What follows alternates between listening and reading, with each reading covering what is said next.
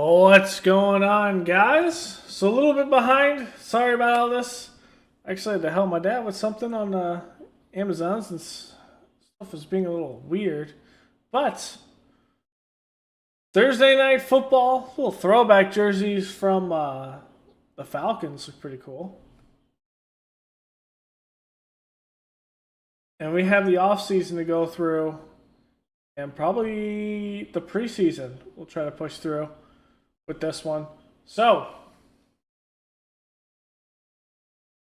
playoff bracket is as follows. We did not make the playoffs.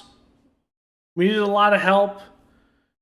Instead, it's Baltimore with the 1 seed, followed by the division winners being Chargers, Bills, and Titans for our division. And then the wild card teams at 5, the Browns, 6, the Jags, and 7 is the Raiders. Over in the NFC, the Cowboys get the 1 seed, followed by the other division winners being the Panthers, Packers, and Seahawks, with the wild card teams being the Eagles, Giants, and the Bucks. So, at the end of the day, we just didn't get it done. What it came down to. We just did not get it done.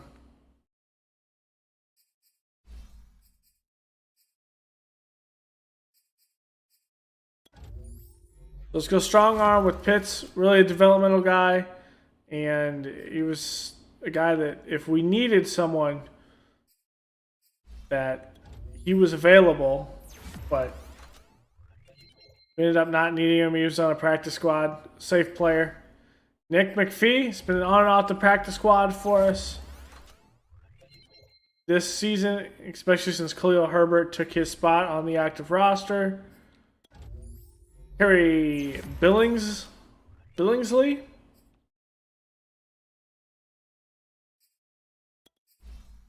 Bryce Gibbons, who we put on the practice squad at the beginning of the season.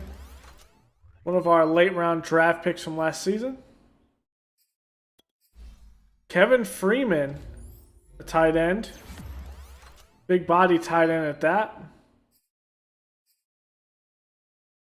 Good speed with him. Not great with the routes. Jermaine Russell.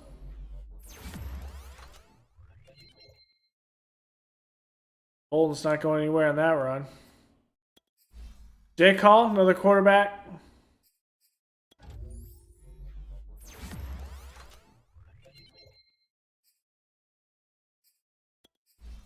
And then Kirk Givens.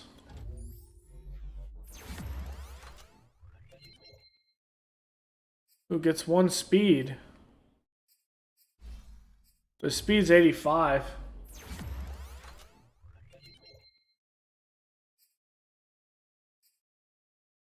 Okay, so those are the upgrades here. Now let's advance. Let's look at some of the staff moves. Matt Nagy, fired. Glenn Powers and Cameron Kelly. Over there, Zach Taylor. Vic Fangio. Jeff Powell. Clyde Holland. Jim Nichols. Brian Flores. Martin Kelly. Sean McVay. Ron Rivera, David Culley. Frank Reich was the OC over there. And then Albert Torres.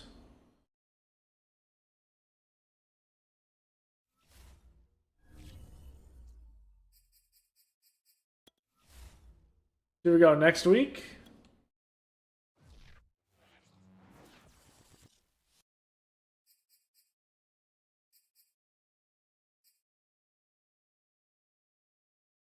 I'm gonna say our staff is gonna stay together for a year, I think.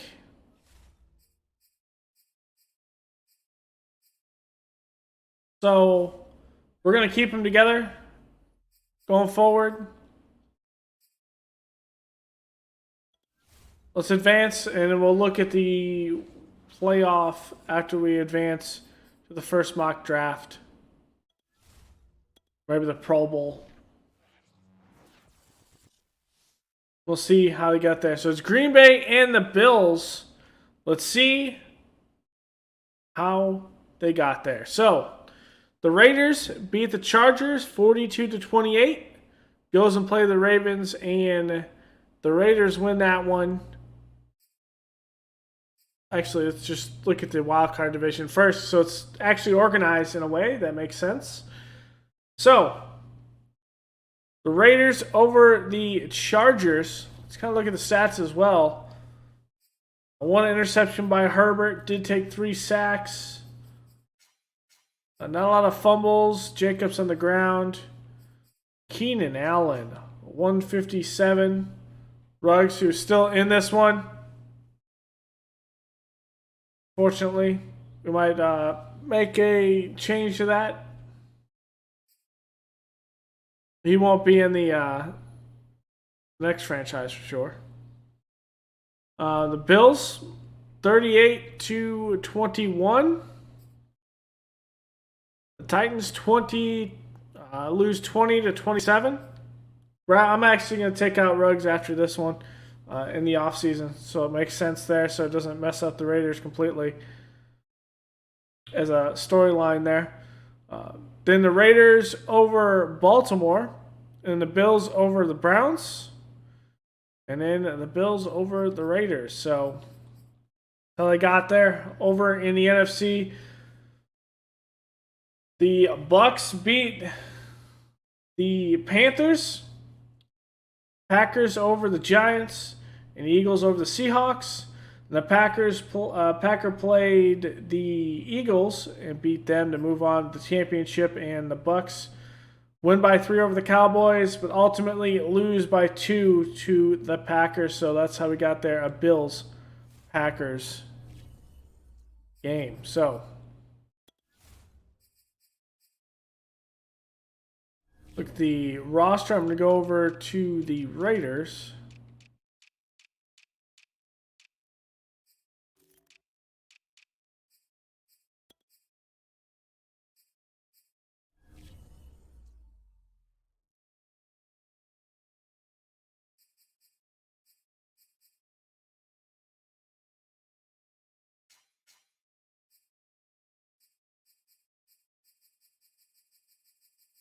I'm going to put down their cap bonus or their signing bonus, so if they do end up cutting him, it's not going to hit their salary.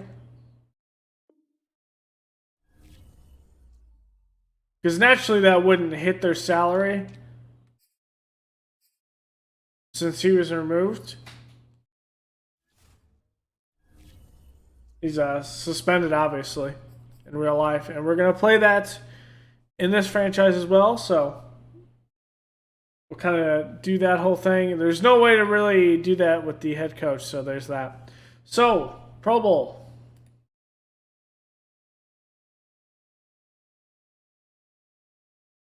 Time to relax. We're on to next season. We're already looking at next season. We got to get ourselves back in the groove of things. Harmon had a decent rookie season, and it turns to the fact that, well, we need to build up this team. So let's look at the Pro Bowl roster. So Lamar, Prescott, Darnold. There's Derek Carr. Dereck Henry in our division, of course. Zeke, McCaffrey, Barkley. There's Chubb, Bustrick, Gilliam, Davis, Landry. There's Calvin Ridley. Michael Pittman gets in there. So there's that. Tate. Amari Cooper. Okay.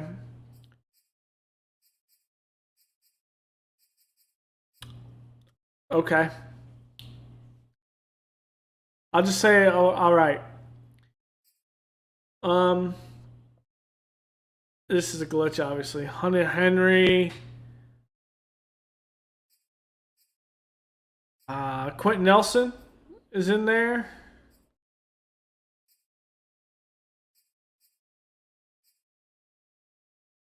On the defensive side of the football now, there's Von Miller, Lawrence, Nick Bosa, DeForest Buckner is there at right end. Okay. There's TJ Watt, Khalil Mack, Joey Bosa, McQueen, Devin White, Miles Jack, Josh Allen's in there, Donta Hightower. Oh. Okay. Maybe they did add more things to it and it glitched out. Caldwell, the rookie's in there. For us. Because our rookie is Caldwell, and in the Eagles franchise, it's Clifford. They're so close to each other. Moreg, Hoyer, Delpit, Edwards, Mont St. Brown. So, okay. And Blankenship's in there. Weird bug, but okay. Let's advance the week. In our staff week, or actually the re-signing week, is when we'll cut players if we need to.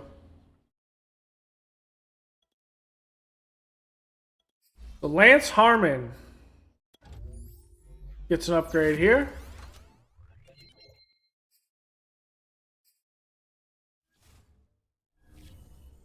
Let's see after this one.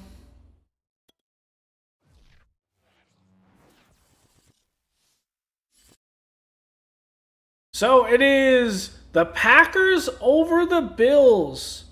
And Jordan Love gets Super Bowl MVP. So no more do they need Aaron Rodgers. Jordan Love wins them a Super Bowl and their 5th in franchise history. Here is the awards right now before we break down and look at them position by position. The MVP in the NFL was Christian McCaffrey. Coach of the Year, Matt Rule, the Panthers. Offensive Player of the Year, Christian McCaffrey. Defensive Player of the Year is DeForest Buckner. Offensive Rookie of the Year for the Vikings, Thad Boyett. And Defensive Rookie of the Year for the Jaguars, Steven Lincoln. And it's broken down into each conference, which I do like.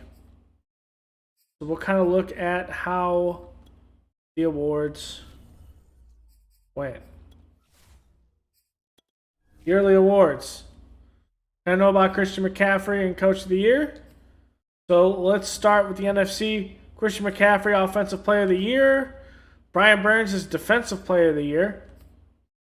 Offensive Rookie Thad Boyett, the quarterback replacing Kirk Cousins for the Vikings. And then Jalen Walker.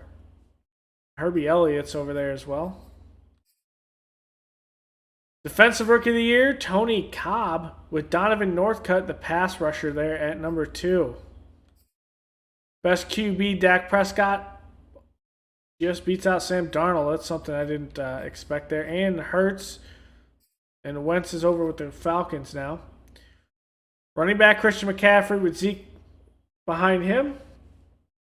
Calvin Ridley gets best receiver. That's good to see there, at least. Someone different. Michael Thomas, CeeDee Lamb's in there, Allen Robinson, Justin Jefferson, okay. Best O-line, Zach Martin. You can see that, Bakhtiari. Going to be Cowboys there that dominate that. Nick Bosa is the best defensive lineman, along with the best linebacker being Khalil Mack because the guy is a pass rushing monster. Best DB, Harrison Smith. I rarely see a safety, but a safety does get it here. Buda Baker, another safety, okay. Best kicker, Brandon McManus with the Packers now. On the AFC side, Lamar Jackson gets the Offensive Player of the Year. Dereck Henry behind him.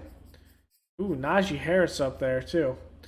Defensive Player of the Year, DeForest Buckner gets it with Max Crosby behind him. Offensive Rookie of the Year is Lance Harmon. That's good to see there. Tyrell Archibald Sammy Upshaw, the receiver from the Raiders. That's the biggest thing, is the loss of Ruggs in the draft of Sammy Upshaw. I don't think the Raiders will really miss much in those change. And then Garrison Judge in there as well. Defensive Rookie of the Year is Stephen Lincoln. Felix Lynch behind him. Jamarcus Caldwell are a rookie there. Probably going to kick out to the outside. Lamar Jackson, best QB. Dereck Henry, best running back. Kind of figured that much. Best receiver goes to Jarvis Landry. And then Hunter Renfrow behind him. Pittman at 4 with McLaurin at 5. O-line is Ronnie Stanley. Quentin Nelson behind him at 2. Then a lot of Browns. Best D-line, DeForest Buckner. Max Crosby behind him. We had J.J. Watt over the Bills now. A linebacker, T.J. Watt, Donta Hightower. Josh Allen's in there. Best DB, Shaquille Griffin, Xavier Howard, Tyson Campbell, Kyle Fuller. In his 1-year stint, Jamarcus Caldwell. And then Rodrigo Blankenship is the best kicker here. So, thought process here.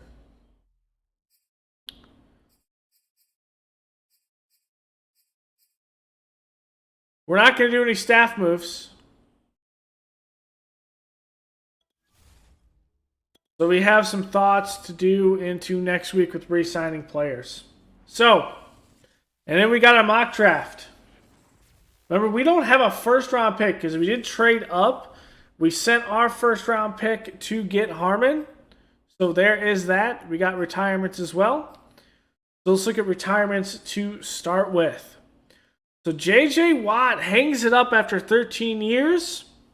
Jason Kelsey and Melvin Ingram, both on the Raiders, hanging up. Pat O'Donnell, longtime Chicago Bear, now retiring with the Cowboys. Andrew Whitworth, Cameron Hayward, Mario Davis, Richie Incognito, so we kind of figured he would this season. Rodney Hudson in there, Mason Crosby, Thomas Morstead, Richard Sherman, Tom Brady, officially retires now.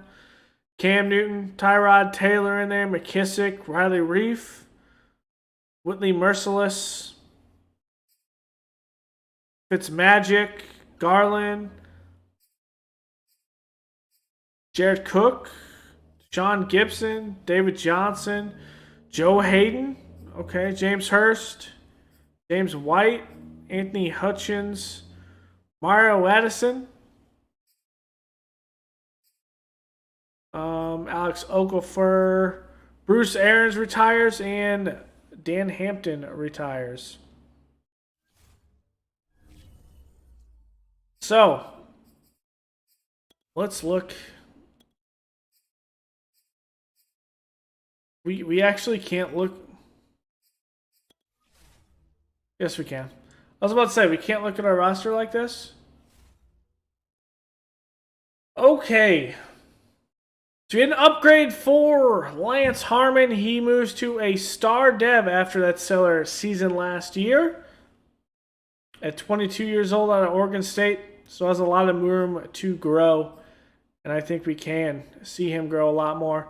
McLaurin is a superstar along with Pittman, Walton, Eli Mills up here at 71 overall now. And I think him being in the slot's great. Kind of switching off with Walton. On here, probably Williams on his way out. Turns 30 this year. And the fact that we have Bowden kind of behind him and Khalil Herbert now, that I feel pretty confident that we have a lot of depth and we can be fine. Obviously, Quentin Nelson's here in Aiden Jones out of Ohio State. Really going to be the solidification of the left side of the line for us. And so we're good there. Quentin Nelson is 28 years old. I don't think he's going to be going down anytime soon. Mustafa was signed for depth. I think he still has a year left on his deal. And I think this is a good signing. Ottinger was just a 1-year deal. I do remember that, and we brought him in for depth as well, and eventually ended up starting because of some injuries. We do have Carey, who we brought up from the practice squad. Does have some issues, though, in run power, so I don't think he is a guy that can come up and play some of these spots. We do also have Sean Fox, 24 years old, out of Southern Miss. Good strength, but developmental tackle and a depth guy. And obviously we have Braden Smith at 28 years old. He's not going anywhere. One of the top right tackles in the league, ranked 5th right now. Tight end, Mo Alley Cox. The guy is an absolute stud at 30 years old. We need to be thinking about what to do after he leaves. And we have that idea with none other than Miguel Delgado, who got some playing time this year, 24 years old, out of, Tennessee. Good catching, good speed, awareness, acceleration. I mean, I think that's our tight end too right there. On defense, so Caldwell, our superstar X Factor, is gonna kick out wide. No longer do we need Kyle Fuller at this point. So Fuller comes in for a year, does some good stuff, and if we can get him on a team-friendly deal, maybe we bring him back. But I'm higher on Damon Arnett playing that slot at a much reduced price than what we'd have Kyle Fuller.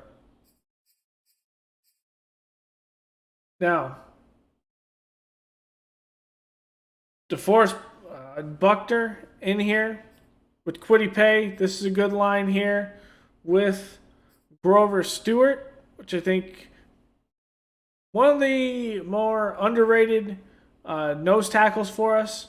I think he's locked up. I think we locked him to a 2 or 3 year deal for pretty cheap, and I did like that deal. So it's pretty good with Phillips Windsor behind him. Ashawn Robinson was a year deal, I think. So he'll be out, and then we have some good depth there. At strong safety, Adkisson moves over here, and I think it's probably better that he maybe comes in to a slot position.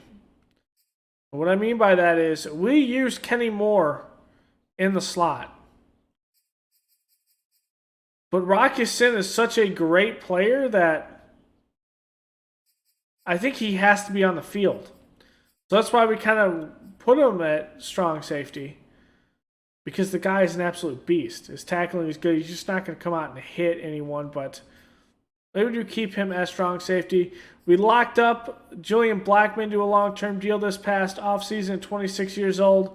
He'll be on the team for the next 3 to 4 years. And then Okereke, who is 28, solidifying the center of this defense with the maniac, Darius Leonard, 29 years old. And Darius Leonard is one of my favorite linebackers. He will obviously be drafted a Colt, because that's what he was. But he will be retiring as a Colt, no matter when that is, because one of my favorite linebackers, like I said, the guy's an absolute monster. Out wide, Hightower was on a 1-year deal, did some work at 77 overall. Does regress a little bit, but, I mean, still putting in work, though. Can't complain about that. And Dietrich Wise, we brought in off, I think, of a 6th-round pick or a 5th-round pick. Nothing crazy to come in and provide some pass rushing there. And he kind of flipped on it with Reynolds at times. So, special teams, I think we're good. Maybe we need a kick returner. So that's probably the biggest thing. But we'll have to see. Okay, players to negotiate. I like Herbert. We're going to bring him in on a 2-year deal.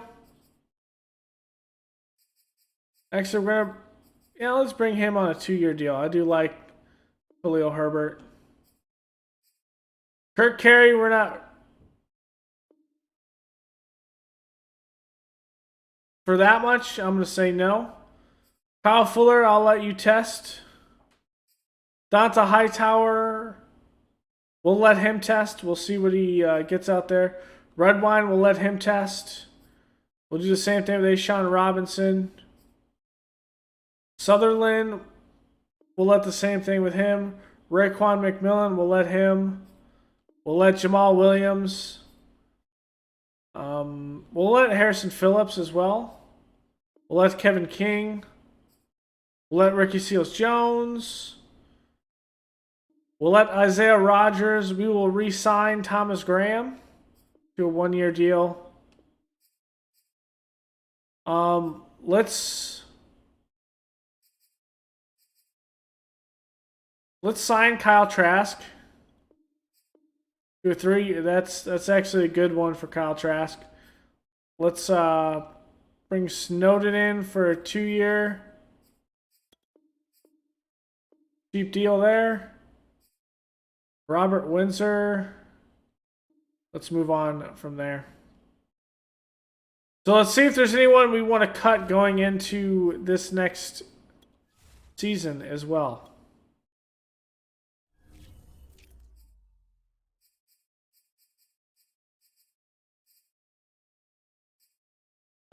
Jamal Williams is out.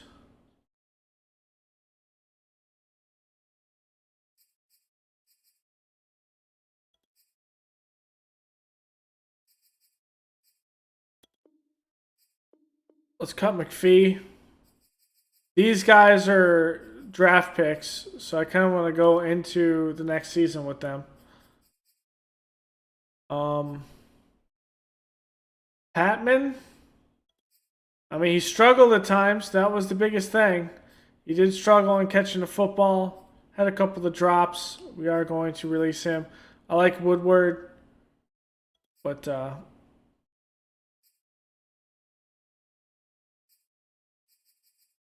we're going to go ahead and release Woodward. Kevin Freeman's in here. Ricky Seals-Jones isn't going to be re-signed. We're fine. And Granson's like our H-back.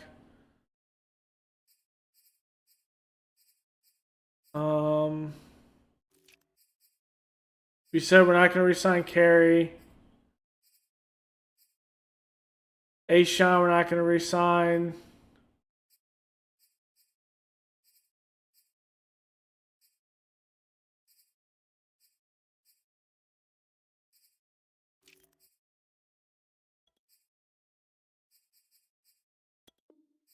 We're actually going to cut Dietrich Wise. Did not work out for us.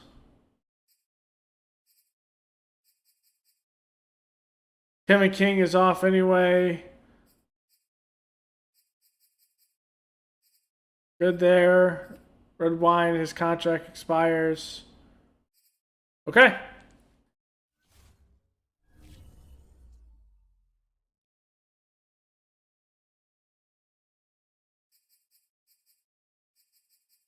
Do we have mock draft 3? Let's see how this kind of goes. Carl Dugan to LA. Okay. Chris Bowman is drafted by Texans. Garrett Lehman. Shad Hayward. Chris Barwin protecting the rear of Kyler Murray.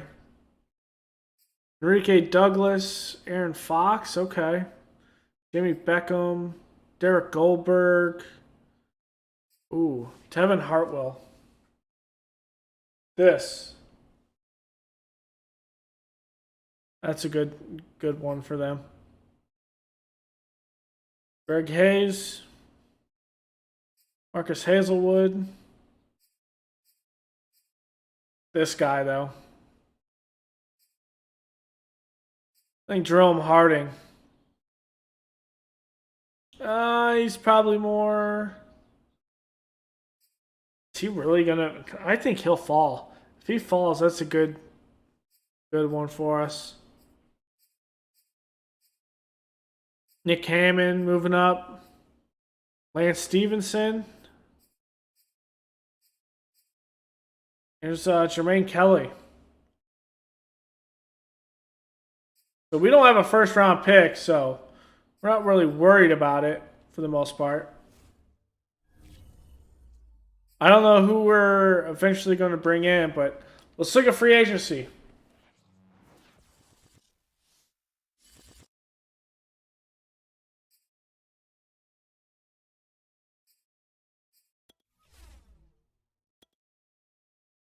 We got $36 million here. So Stephon Gilmore hits, and going to Baltimore, that would be insane. Just wow. That, okay. Austin Eckler.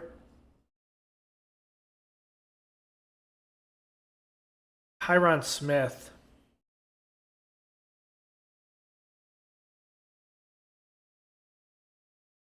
That's a lot of money.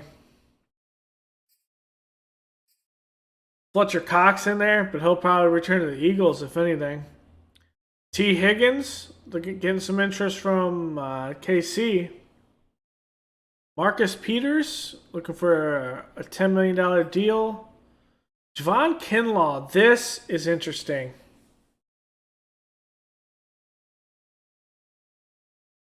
At 319 is more of a nose tackle, though, so probably not. Johnny Hecker, Sterling Shepard.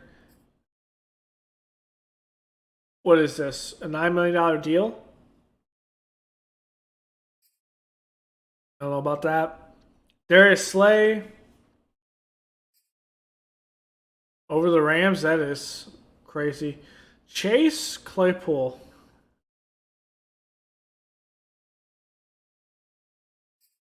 I don't know about that. Gabriel Davis. John Franklin Myers. More of an inside guy. Zach Moss, Will Lutz, Tyler Higbee.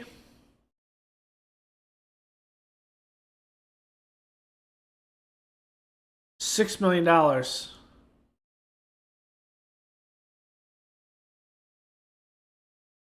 No, I like my tight ends. Darius Williams, Bryce Callahan, Akeem Hicks, A.J. Dillon, Devontae Parker. Now that would be confusing if I had Devontae Adams, Devontae Smith, and Devontae Parker all on the same team. That'd be hilarious. Javon Hargrave, Jalen Reagor getting some interest from the Jags. Kyle Fuller not getting anything. Miles Gaston, like a Hyde. Reese Hurst, that's interesting. Brian Edwards. This.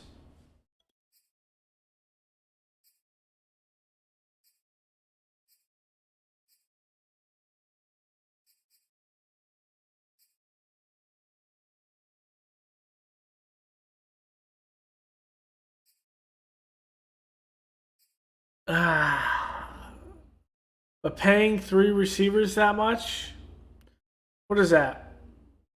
$5 million a year for Brian Edwards? Joby Awuzie, Casey Hayward, DJ Reed, Emmanuel Mosley, Lincoln Tomlinson.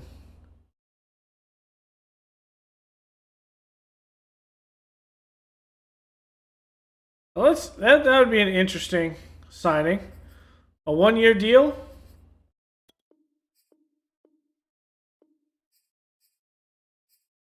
By Wallace, Tariq Cohen, Xavier McKinney getting a lot of interest, particularly from the Saints. Brian Poole, Derek Barnett.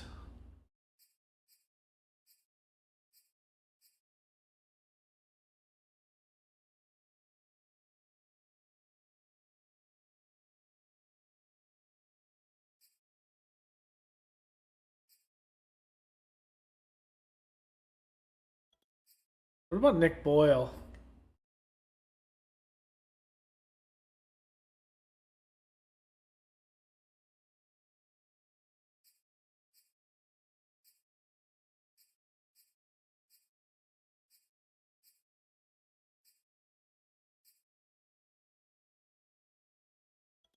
I mean, he's not getting any major interest, so let's give Hightower a contract.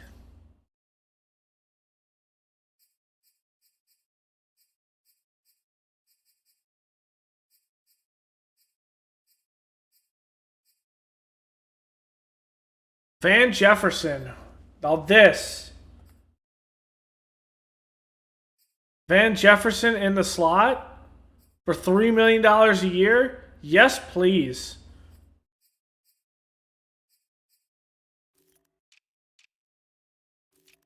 Okay, so at quarterback, we have Trask as our backup. I'm fine there. We're fine at halfback. Jonathan Taylor is just a massive, massive, crazy player. We gave Van Jefferson a contract, but also maybe a couple other players would be good. Sammy Watkins, maybe? Donovan Peoples-Jones is here.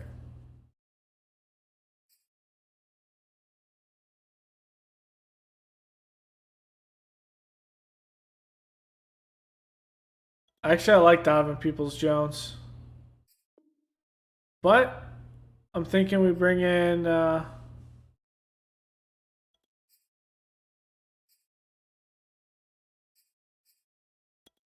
Sammy Watkins off a 2-year deal. And then there is someone I likely want to bring in.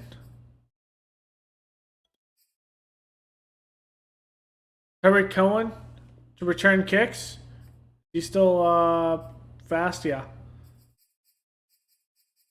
Let's give him a 1-year deal. If it works out, we'll do something else with that.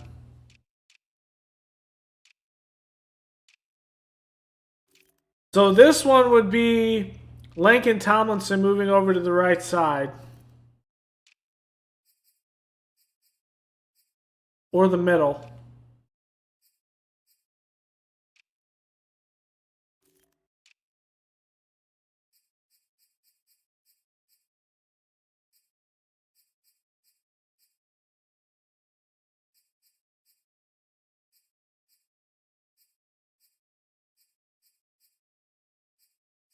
Um...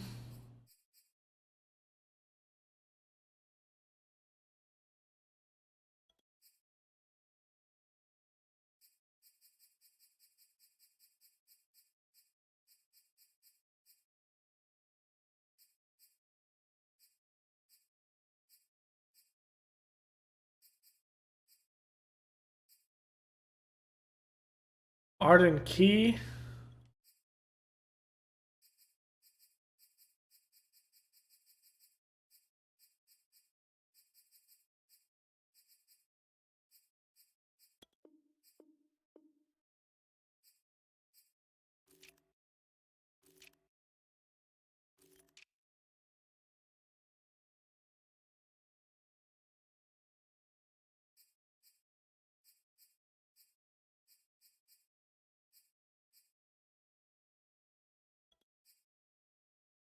Solomon Thomas.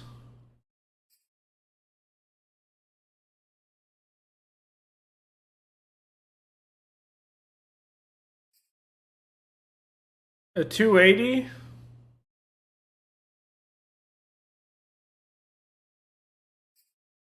Actually, let's bring in Solomon Thomas.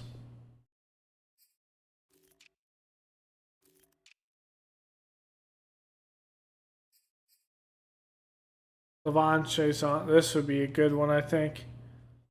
He's a good pass rusher, is he not? Oh, we can develop into one.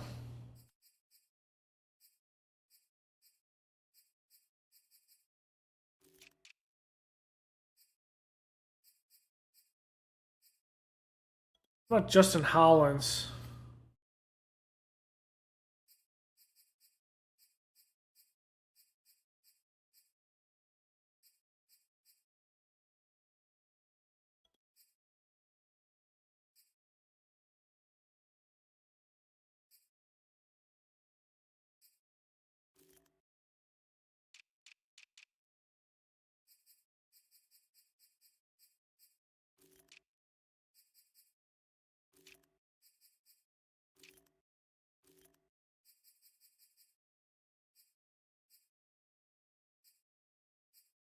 Let's go.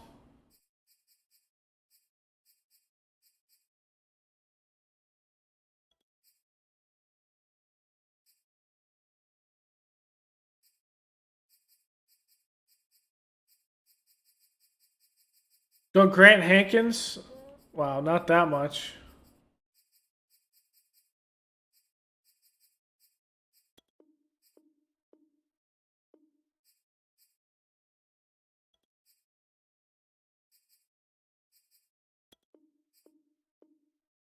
See if we can get Epps to come in.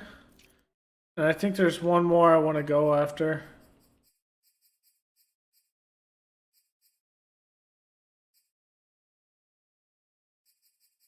Could we actually get him?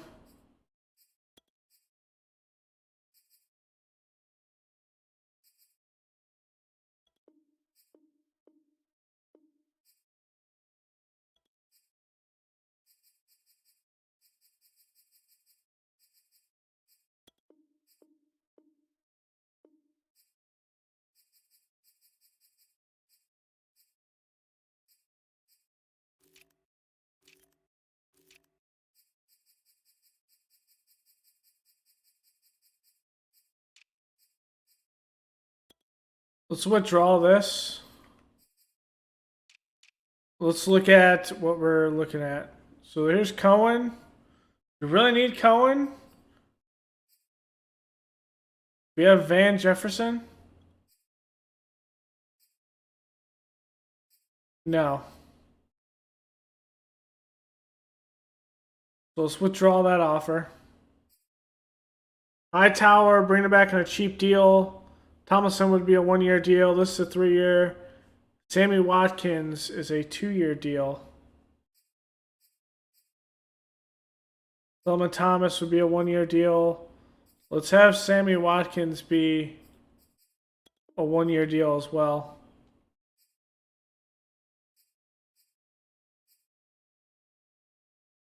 Arden Key, let's withdraw this offer. Okay, and now let's see kind of if we get these guys now. I feel pretty confident that we'll get some of them. But let's also look at the combine results of some of these key players. Draft stories. We did not look at draft stories.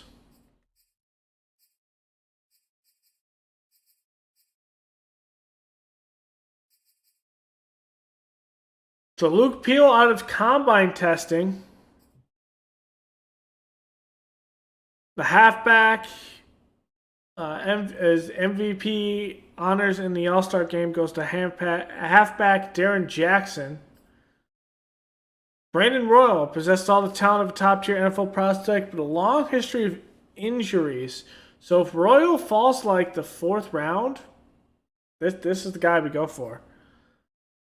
Lehman is named nation's top pass rusher. So Garrett Lehman. Okay. Nathan Stockton voted as the top FCS player. Running back. Marquise Dickens capped off a dominant season as the Heisman Trophy winner. Randolph lights up scoreboards in his bowl victory. It's quarterback. Memphis defense nowhere to be found in a bowl game. The poor play was from John Brooks. Okay. Top safety is Edward Stackhouse, the University of Texas. Gary Hartley voted best center in college football. Okay. Out of Florida State. Rashard Hayward named best guard. So that's out of Vanderbilt. The latest reactions here on social media. Tyler Lamb, possibly the best combine interview.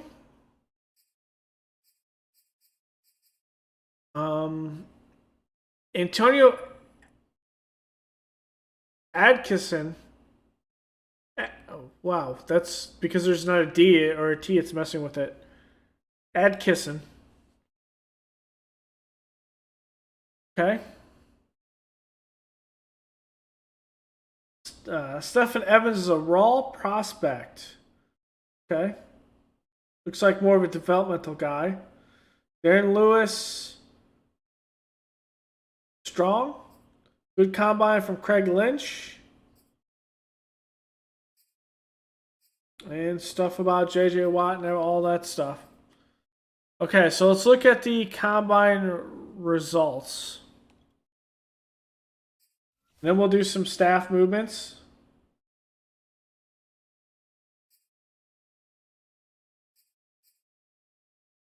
So we saw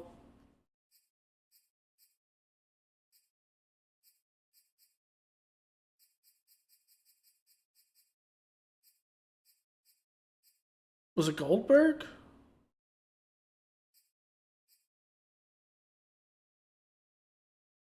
I don't know who it was that got that, but we're not looking for a quarterback, so I didn't really look at it.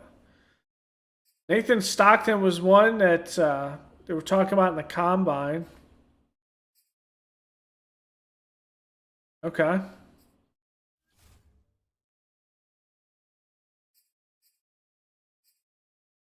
Darren Jackson was one that's popping up out of Oklahoma State. More of a power back, it seems. Not going to be a guy catching a football, but there's that.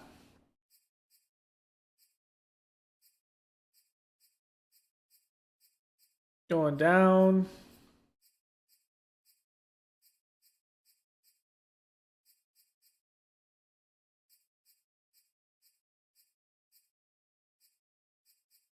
Okay.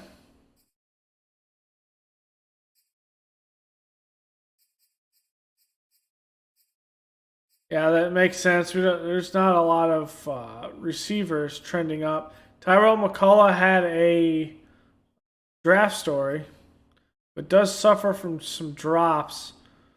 Good catch in traffic, though, and just not a great route runner. Okay.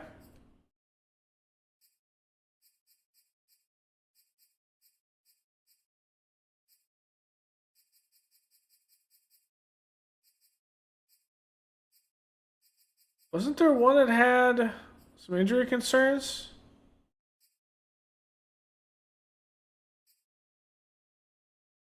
Okay, there's Curtis Berry.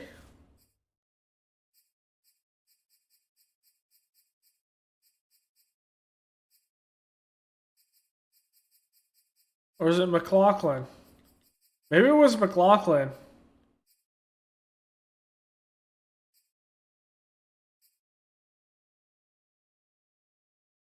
Yeah. Okay, so there was a couple of guys talking about Antonio Adkisson. Texas Tech. Looks pretty good, actually. Run block, though. Ooh. More like a pass block type.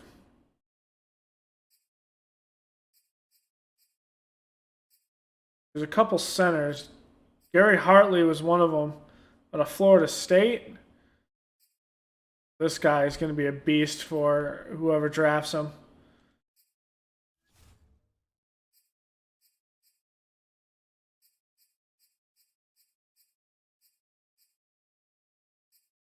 And then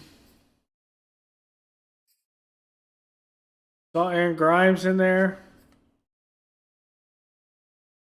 Okay, pass rushing. There's not a lot of pass rushers. Layman, though. At 291.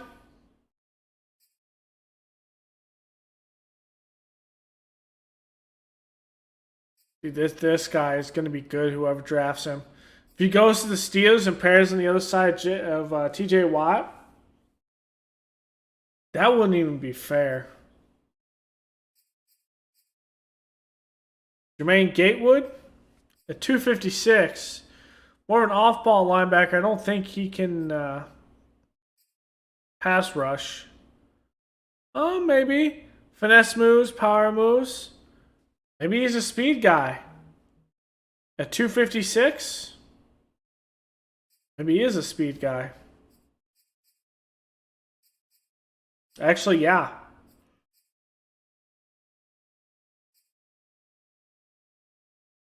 Landon Allison, 233.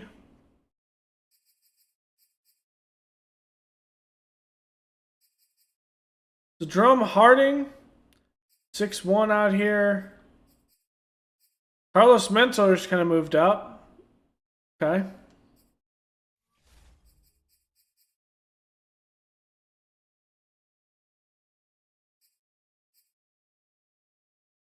Edward Stackhouse. Ooh. With that zone coverage, though.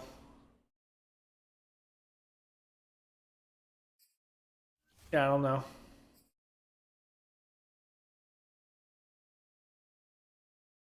Don't know. Okay, we kind of looked through this.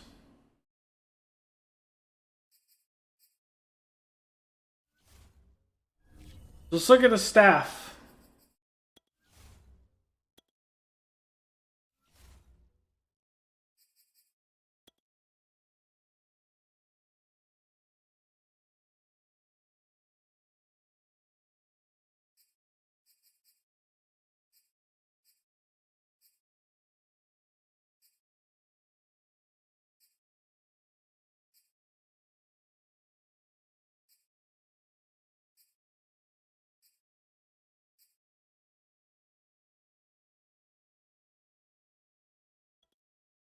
So I'd like to get this.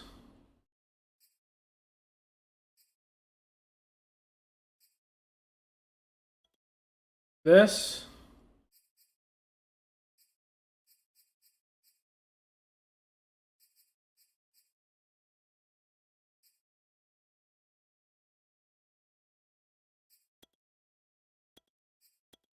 Scheme fits. I'm going to double down on that one, though.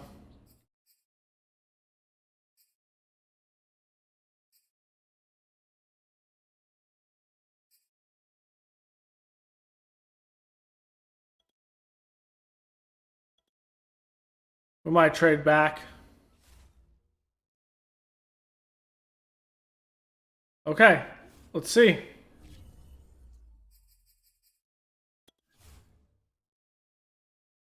Come on. You need a couple of these guys.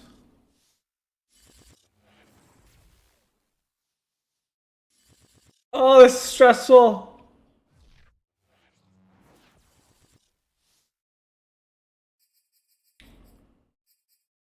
Epps, Van Jefferson, Tomlinson, Solomon Thomas, Sammy Watkins, Hightower. Oh my gosh, we got it. So is there anyone we did not get out of that? No, we got everyone. Okay. So let's look at retirements. See if anyone else did. Jimmy Smith decides to hang it up in the offseason after not getting any offers. So what this looks like, let's switch this depth chart now.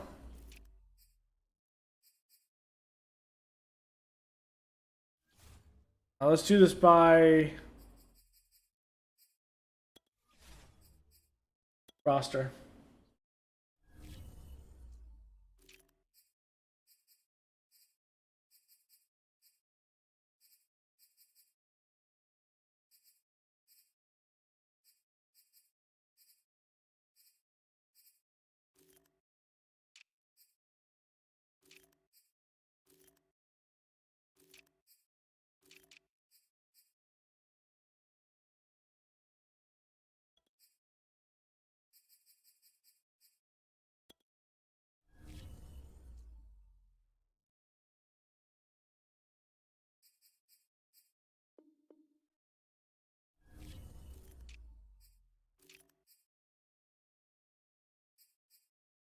Okay.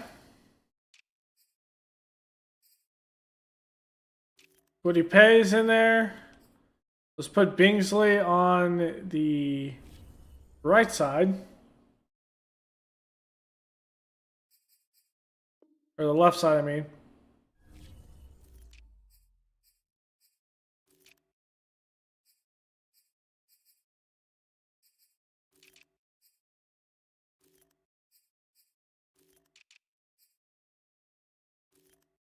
This is nice to see.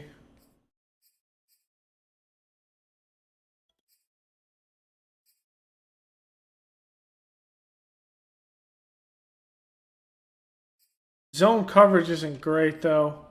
What is his zone coverage? I mean, maybe we just get a reserve one.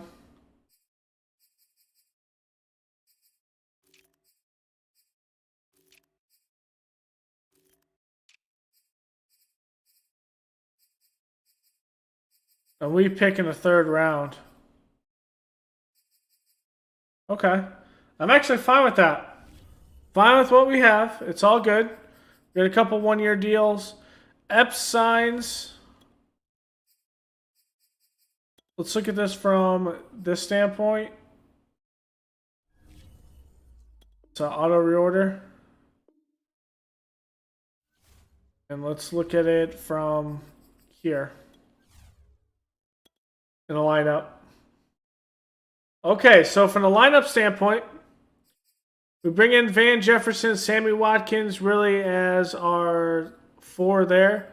Because I don't think Walton and Mills are ready. And I think Van Jefferson's contract is for 2 years. Sammy Watkins only for a year. So not long-term deals, just something to short up going in the future.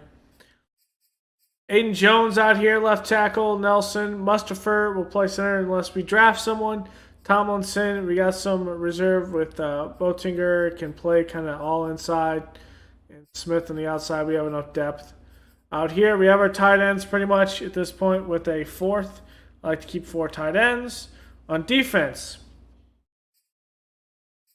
so Solomon Thomas, pretty much when we come into a pass rushing, we have depth, which I absolutely love. Oh, this was a sneaky signing here. He is going to be good with Chason. Chason on the outside, high tower. We have some depth. If we have any injuries in the inside, Solomon Thomas can play on the out. If we our pass rushing packages, it'll be Buckner and Pay on the inside with high tower and Chason on the outside. Those will be good. Okereke and Leonard here. We do need another. Whoops, I didn't mean to do that.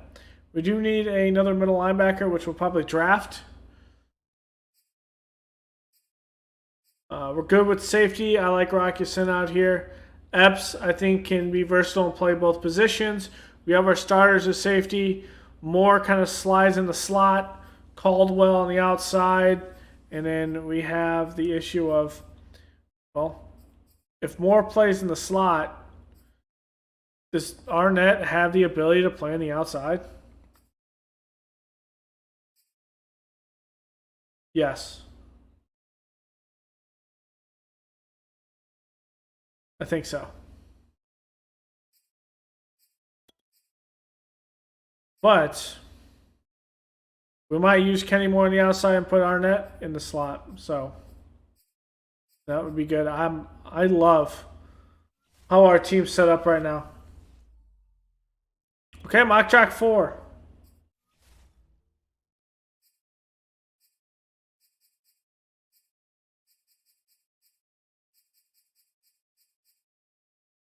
Not much has changed. Although this Aaron Fox pick is silly. So is this Derek Goldberg pick. Depending if Stafford is still in LA, this Carl Dugan pick is silly.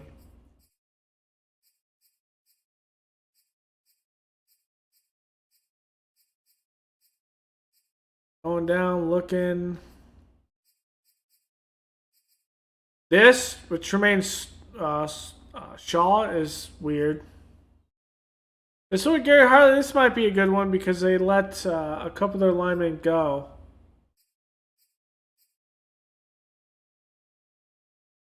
I don't know.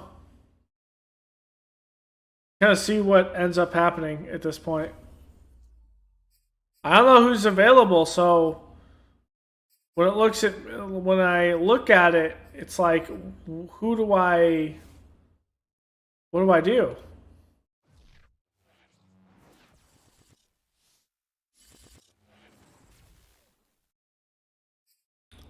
Like for private workouts? Our first pick is on day 2.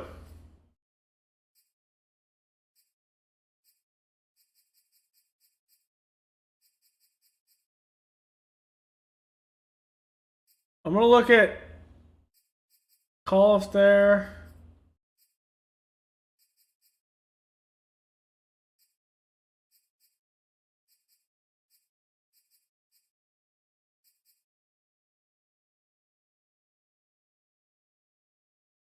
Charles Little could be interesting.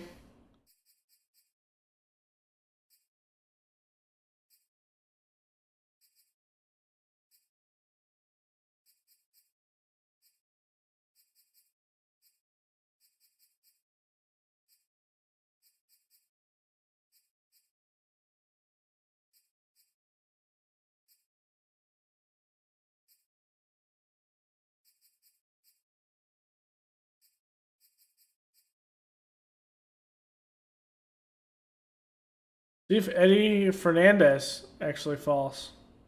So McCullough, Charles Little, and Eddie Fernandez.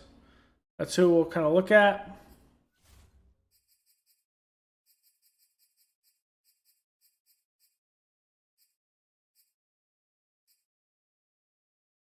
We'll go one more. I think we have to sim a week because it doesn't go through all the way.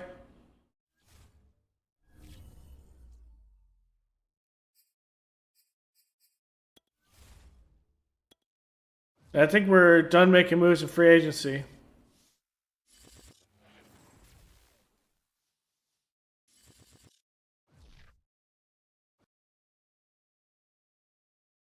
Mock draft 5.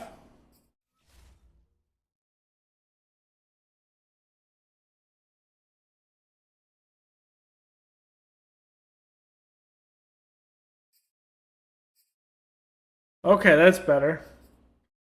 Okay, that's a lot better. Bowman going here. Okay. That Aaron Fox pick is weird.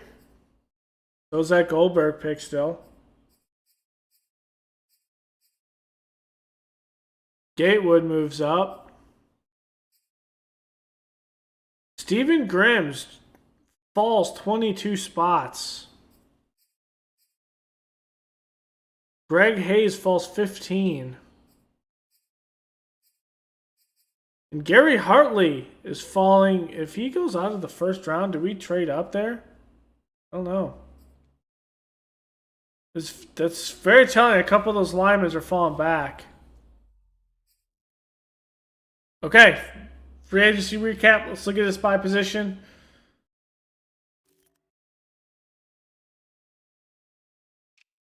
And some of the guys still available. Kirk Cousins still out here. Nick Foles. Rashad Penny. Raheem Mostert. Jamal Williams. Andy Janovich. Nelson Aguilar. Tim Patrick. Richie James, which we could probably bring in then for a small deal. Rob Gronkowski. Eric Fisher's out there. Quentin Spain. Nick Martin. Gabe Jackson's out here. And David DeCastro. Juan James. Olivier Vernon. Dwayne Smoot. We do bring in Dwayne Smoot. Sheldon Richardson. Shaq Lawson. That is crazy. DJ Warnham. Okay. D Ford is not signed.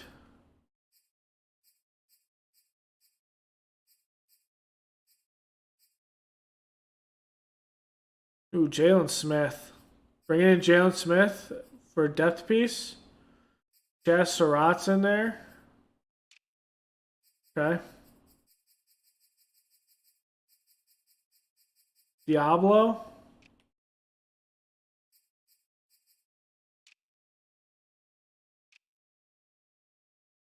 Harrison Smith. Probably wants a short-term deal as well. Maybe we'll bring him in for a short term. So here is my signings. Lincoln Tomlinson, Donta Hightower, Van Jefferson, Sammy Watkins, Solomon Thomas, Kilavon Chosen, and Marcus Epps. Okay, here is the top signings. Stephen Gilmore goes over and plays with the Rams. Eckler with the Jets. Tyron Smith leaves the Cowboys to go to the Panthers. Tucker returns to the Ravens. Fletcher Cox to the Eagles. T. Higgins moves over to the Raiders. Marcus Peters over to the Jags. Javon Kinlaw to the Giants. Sterling Shepard over to the 49ers. Okay, I can see that. Darius Slay over in LA is just ridiculous. Chase Claypool with the Packers. John Franklin Myers, the Pats. Gabriel Davis, the Broncos. Zach Moss, the Eagles.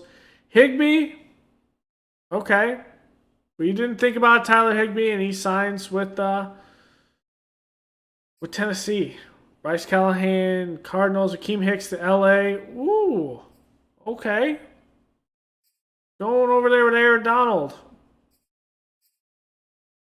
Devontae Parker to the Eagles. So you got Devontae Parker and Devontae Smith. Javon Hargrave to the Titans. Ouch. Rager goes over to the Raiders.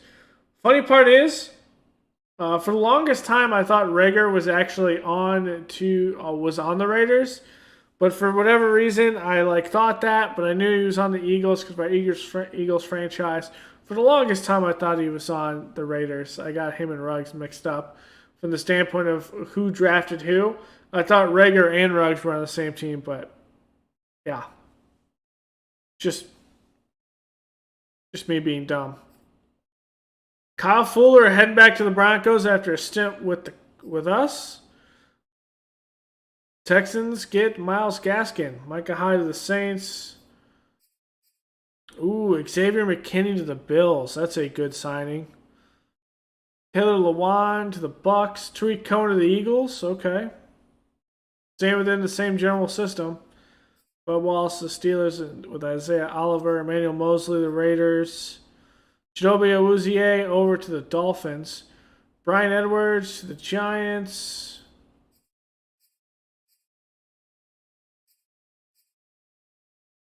Nick Boyle to Washington. Ronald Darby to the Vikings. Raekwon Davis over to the Raiders. And Sidney Jones goes to LA. Quintez Cephas to the Pats. That's a good signing. Gonna go faster. Charles Leno over the Titans. Sean Hand to the Steelers. Donovan's Peoples-Jones goes to Baltimore, so he stays within the division. That's a good signing for them. Harrison Bryant to Washington. Okay.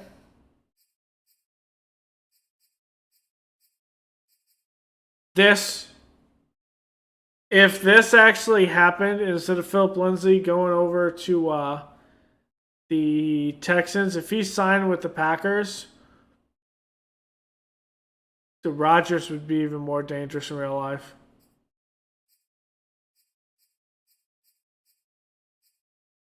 Red Wine goes to the Vikings. John Dion Hamilton goes over to the Texans. Kevon Wallace. So not anything crazy. And Kamiko Toure wants some revenge to play us twice a year. Okay?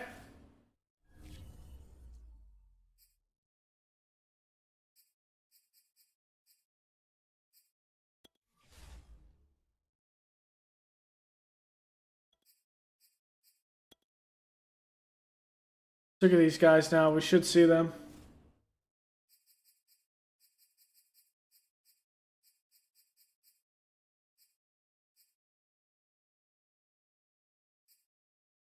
Catching a C. Not a great route runner. And not like super fast. He's a big body. He's built more like a tight end, if anything.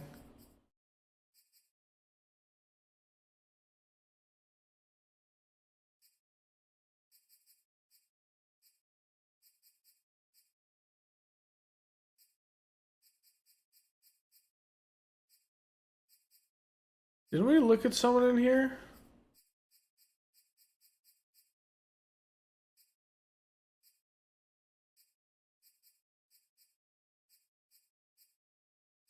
No, you know what? It was middle linebacker. Eddie Fernandez.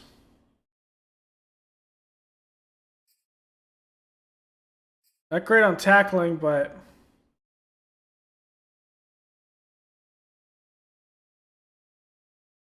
I don't know. Thought maybe he had something.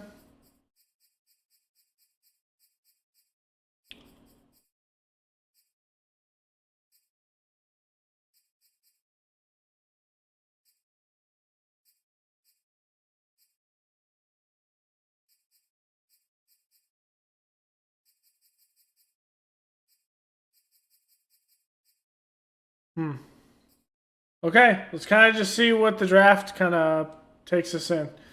And then unfortunately, I'm going to have to fix the roster after the draft. So we'll just kind of hang out and I'll fix the roster. It's something I normally do, but last stream I kind of wanted to get to the off season. Typically, it just takes me to go through and make sure all the offensive linemen are fine when it comes to rookies. Okay. Let's start it. First overall pick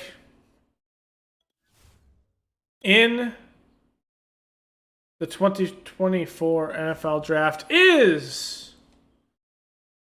Garrett Layman, right end out of Michigan. The Rams, with the second overall pick, take Chris Bauman out of right tackle to USF. And there is the first quarterback off to the Broncos, Carl Dugan out of California. The Lions at 4. We're going to take Rashad Hayward, guard out of Vanderbilt. The Cardinals will take Chris Barwin, left tackle out of LSU. Washington is going to take Enrique Douglas out of Alabama. And here is the 49ers with the 7th, and they're going to take Aaron Fox, even though they have Trey Lance. So the Trey Lance era, it looks like it's not going to start. Okay. The Patriots, who have our pick, take Jamie Beckham, receiver out of Michigan. Bengals here will take Derek Goldberg, quarterback out of USF. Now this is a statement of picking a quarterback in case Burrow goes down. Not a case where they're not high on a player, and that's the case. Or maybe I'm wrong and the 49ers took someone to back up Trey Lance. We'll have to look at that. But Tevin Hartwell goes to the Dolphins. Let's actually look at 49ers. Okay, so they drafted him to back up Trey Lance because they don't have a backup. Okay. Chicago's going to take Rich Farr, kind of replace Akeem Hicks. Vikings take Taylor Lamb, rookie out of Texas, or right end out of Texas. They're all rookies, obviously. Now the Jets. Marcus Hazelwood, corner out of Indiana, goes over to the Jets. Saints are going to pick Keenan Fox, middle linebacker out of Florida.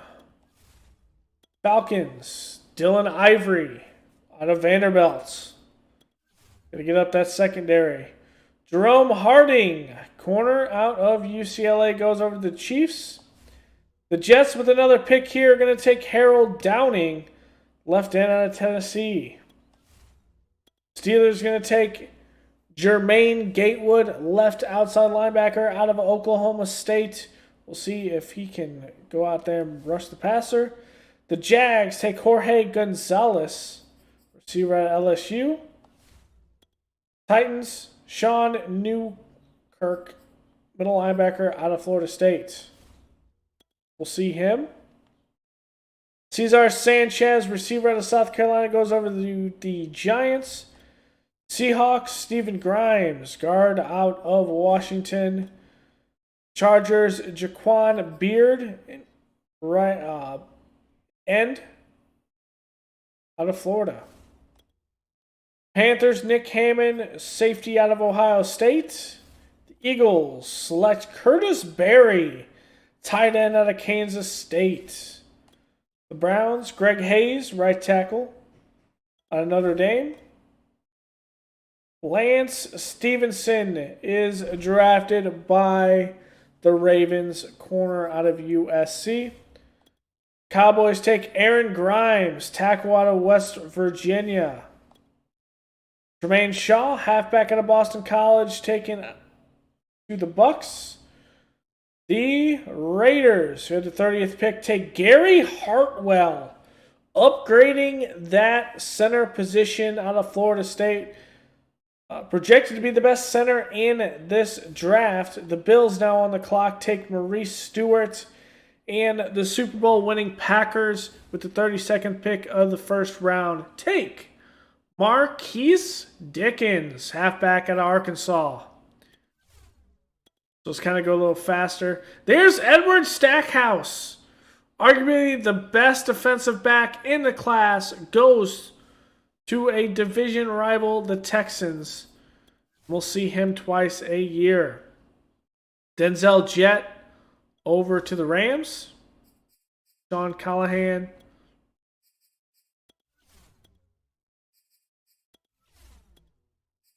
Okay. Washington takes Darren Hutton. And let's go over to our pick at this point. In the third round, let's see who will go. And Terrell McCullough was taking the pick before us. There's a couple of our second round pick next year.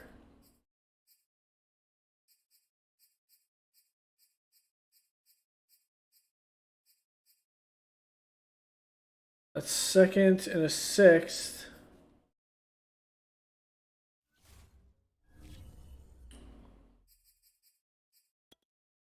Let's look at who's available. Best player available is Darren Jackson. Okay.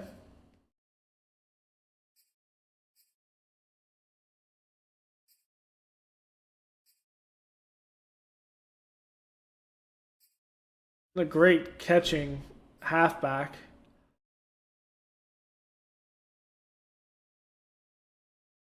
Well, we have enough halfbacks.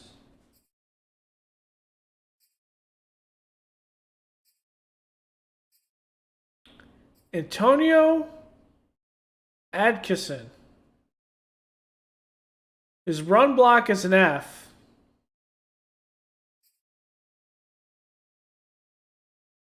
His pass block is a D. He is going to fall more into the third round.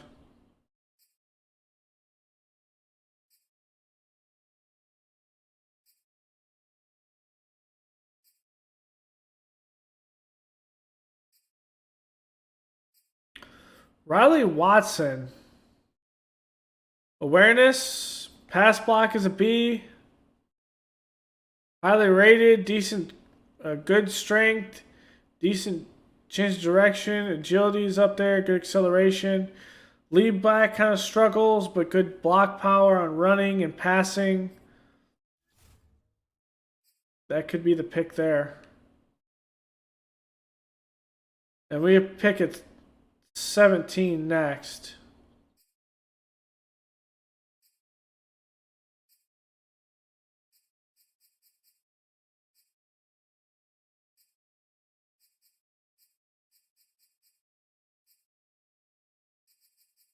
You know what? We're going to take him.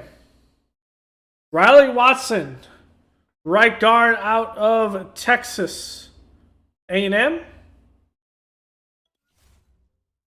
And he is a hidden dev. Let's go. Okay, good strength. Okay. That is a magical pick, if I had to say so myself. So,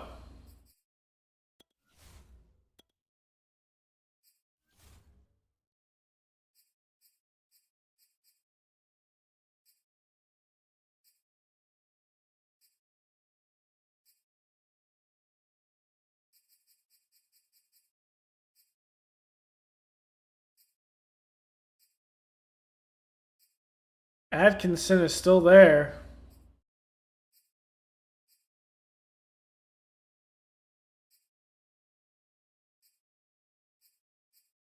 Gordon McLeod.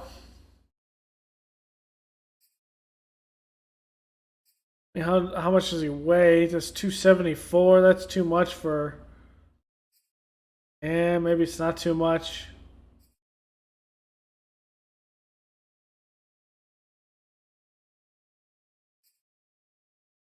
He has a high motor.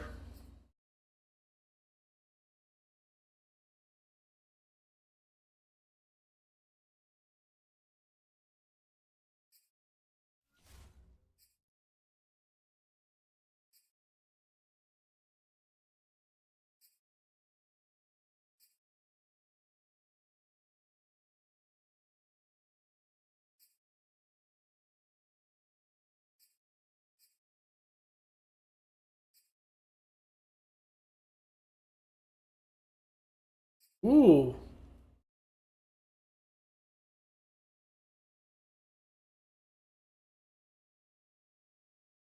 Actually, I like this. Ross Moorhead. Hidden Dev! I like this combine. Let's go. What a pick.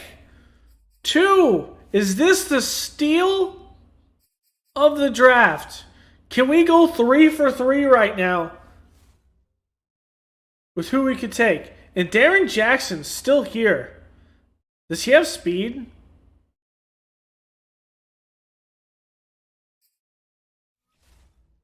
That's questionable.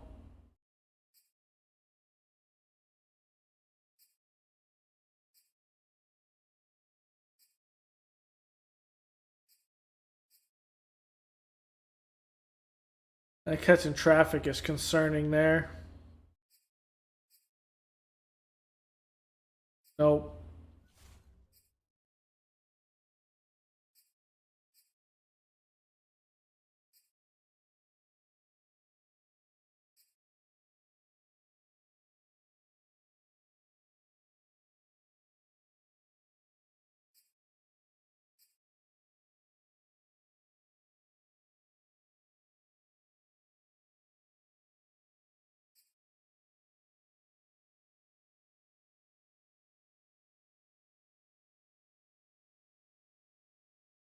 Okay, I like this guy.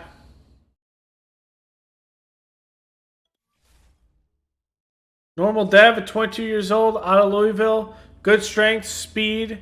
I think he could play a good 3 tight end until Mo Alley Cox leaves, and he becomes our 2 tight end. I do like what he can give to the team.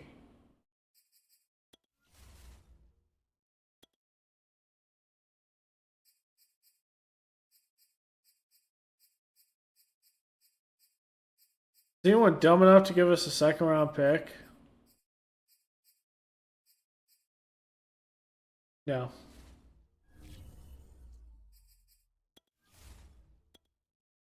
Is he still there? For the 4th round pick, man, we have to take Darren Jackson.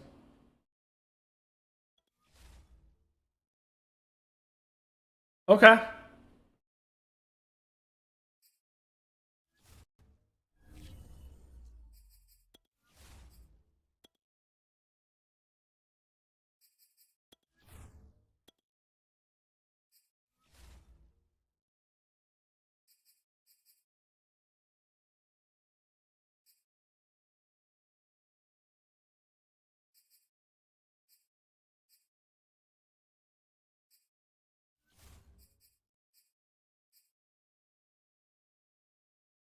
At 24 years old, yeah, that's a big no.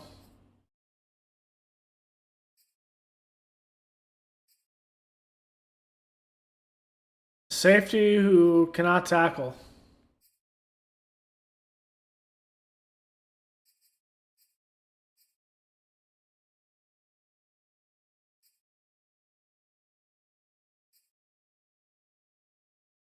Ooh. Okay. Mike Irving. Okay, speed, change direction. Okay. May not be the greatest hitting safety, but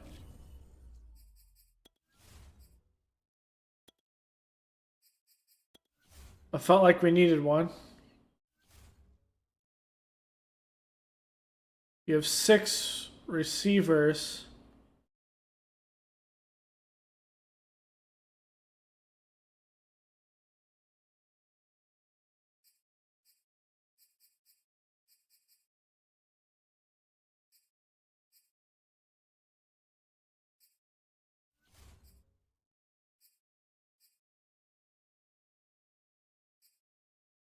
Concerning.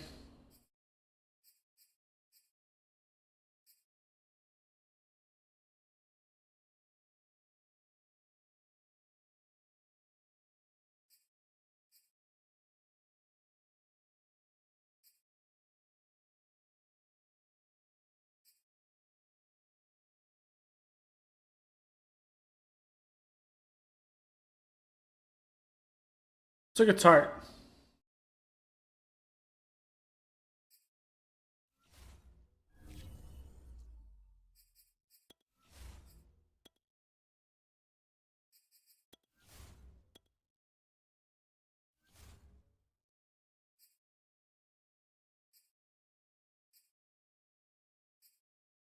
Look at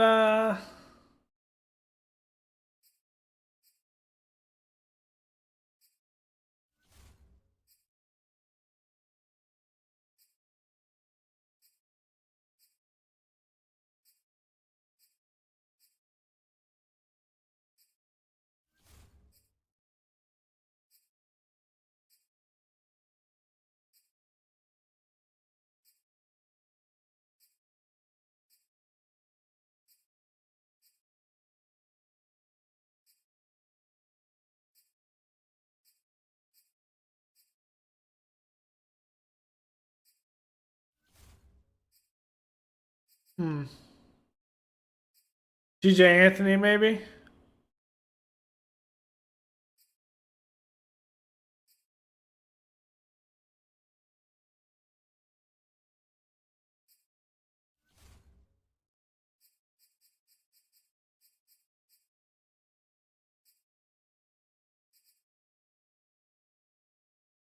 Feels Steven Chancellor.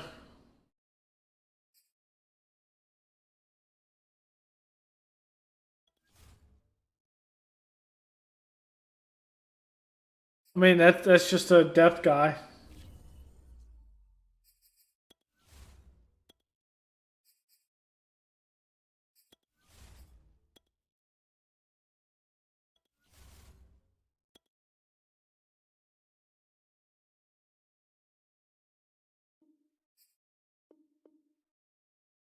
Get that from the Bengals.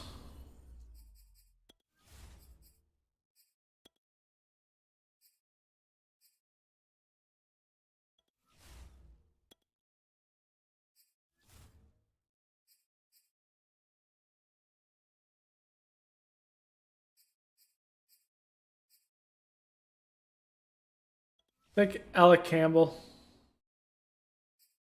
I mean, God, that's probably going to be on the practice squad. Okay. And our last pick. Let's go. You know what? Richard Peterman.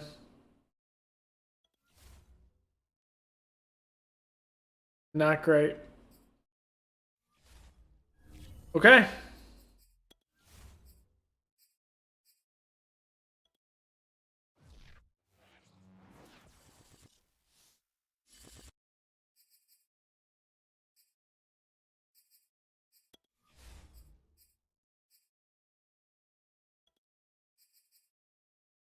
Let's look at what our draft looked like.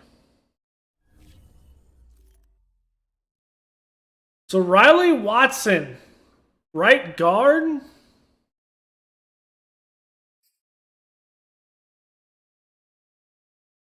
Okay. I can work with this.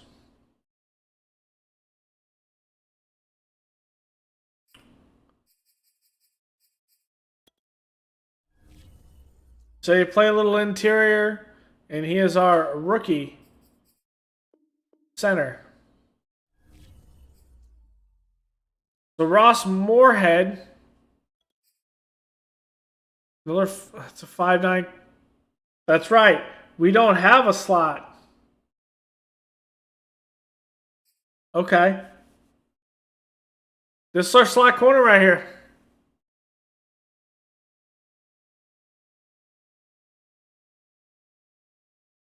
Man needs some help, but I think he could be good. So Ross Moorhead. Deshaun Bates.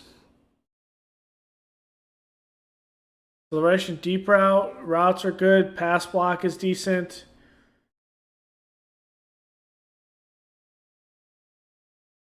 This is trucking is 60. 246. This is Mo Wiley Cox all over again. I love that. That's a great pick. Darren Jackson. Saw him. He kept on falling. We got him in like the late part of the fourth round. Okay, he's not bad. He's not good, but he's not bad. Okay. Mike Irving.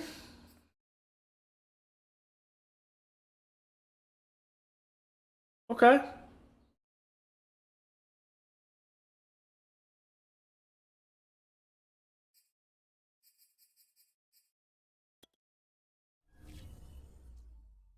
This is going to be, he could play either position, and we're going to put him at strong safety. So Dak Tart. Trying to get in developmental guys. Good speed. Block sheds up there. Strength needs some work, but finesse. Agility does have an injury issue, but swim move, bull rush, high motor. I think he could be good. Seven Chancellor at 57 overall. I mean, the guy just needs to take up space. That's the biggest thing. At 302, that's exactly what he does. So Alec Campbell.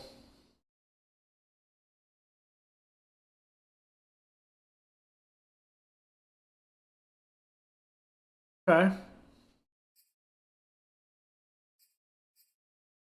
And then Richard Peterson, 5'9".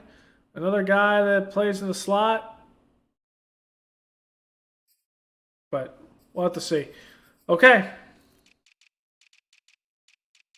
Let's look at this from our division guys.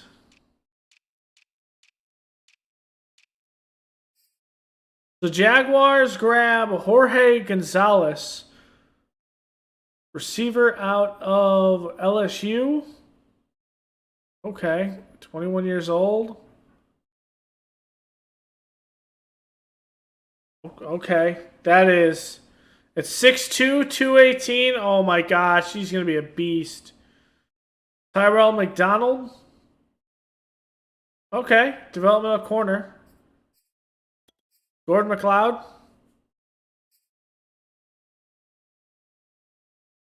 Developmental end. Taron Cook. He's get his awareness up. Brett Money. Good strength. Another guy that needs to get his awareness up. And Levi Hughes. Hidden Dev. Okay. We thought about him. But geez. Okay. That looks like a great pick.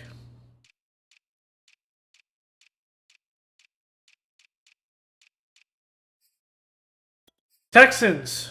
The number 1 overall pick gets Garrett Layman, and he's only a normal dev.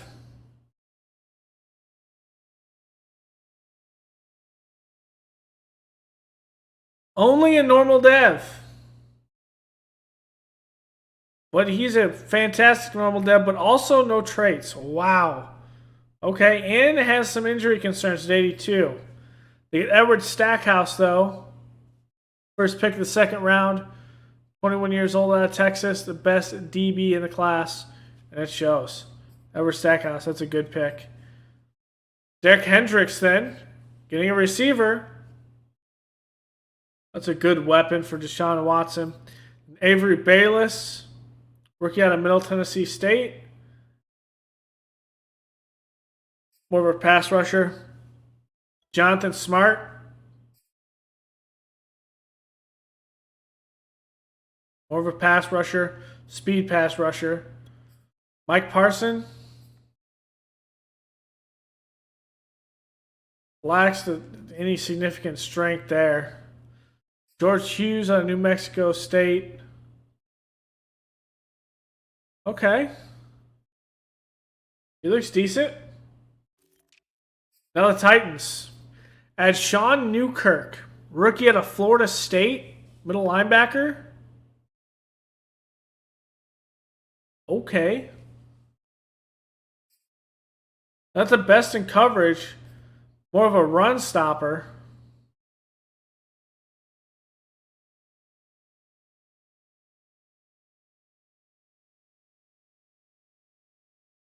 Okay.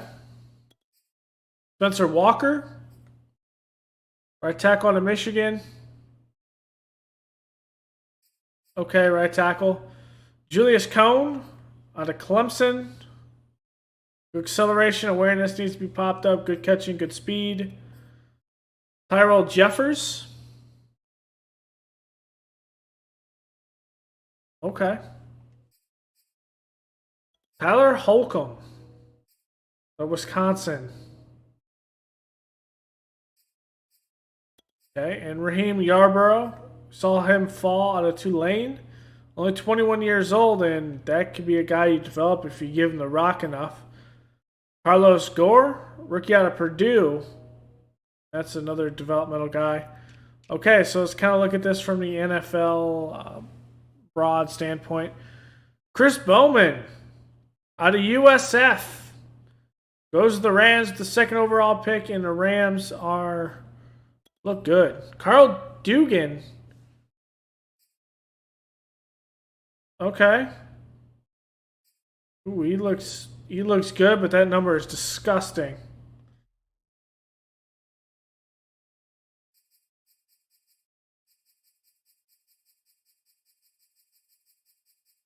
Really?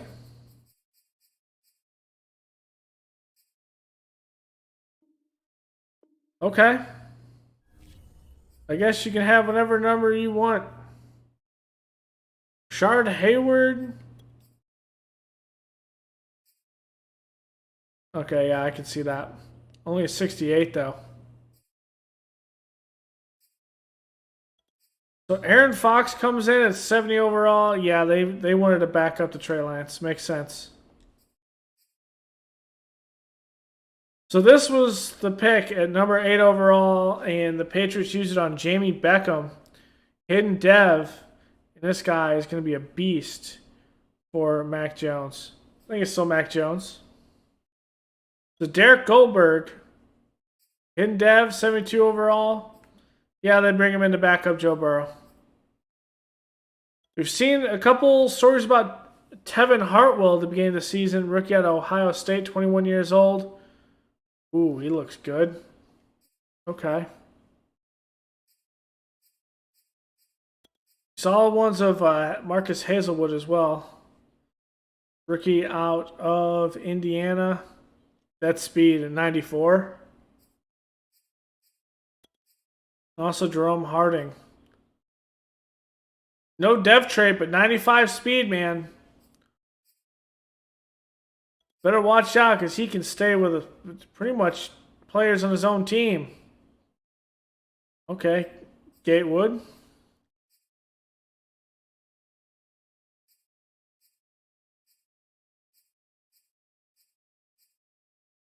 Aaron Grimes.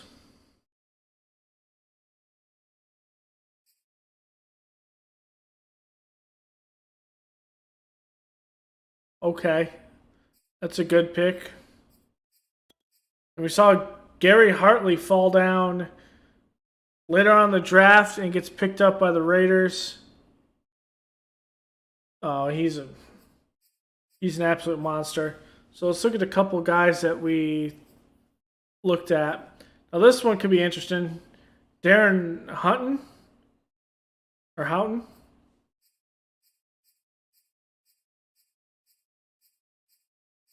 We weren't very heavy into this draft just because of the sole fact that we actually went up and grabbed the guys that we wanted to get, like, long. We got those last draft. So this is the one. Tyrell McCullough.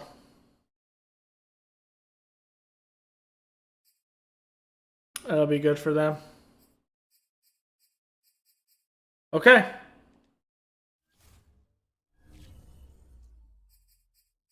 So, this is what I typically do.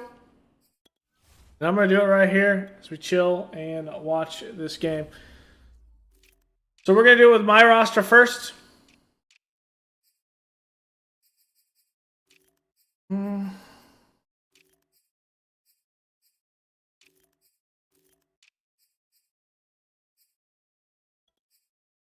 I think putting Campbell in where the center can help out is a smart.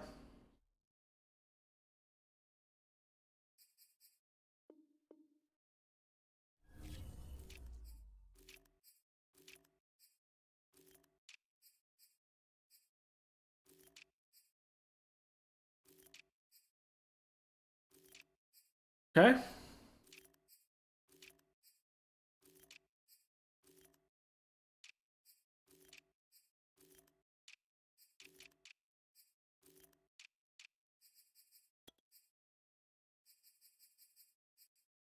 Let's put Tart on the right.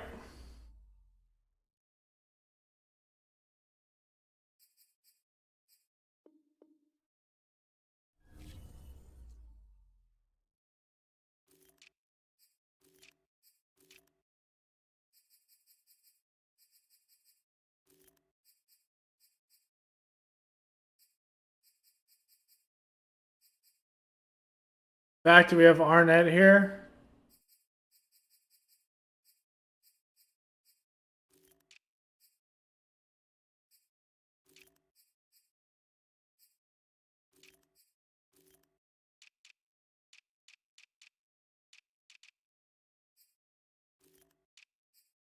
Okay.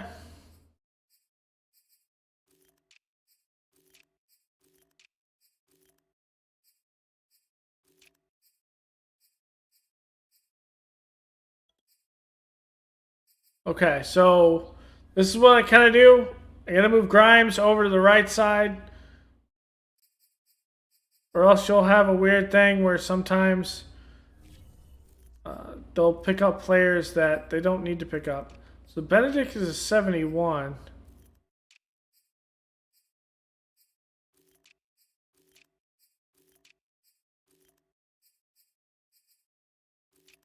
Okay, that's just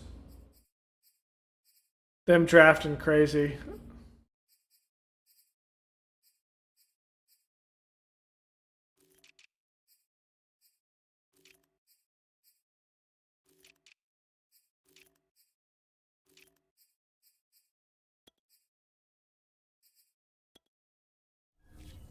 And plus, this prevents them from stacking positions, which can cause some weird stuff to happen. Particularly if you have like 3 safeties like this, they'll stack 3 safeties in a free safety side as well, as opposed to just adding 1. They'll stack like 3 more, and you'll have some weird stuff happen.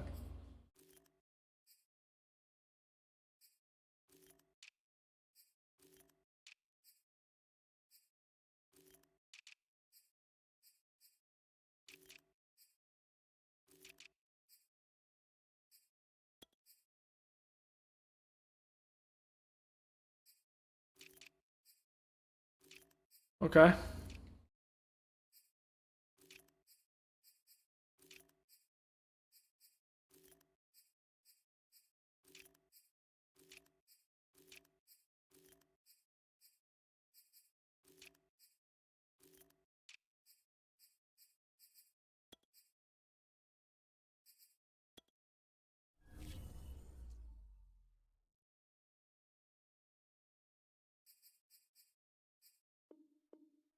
So we'll move him to left tackle.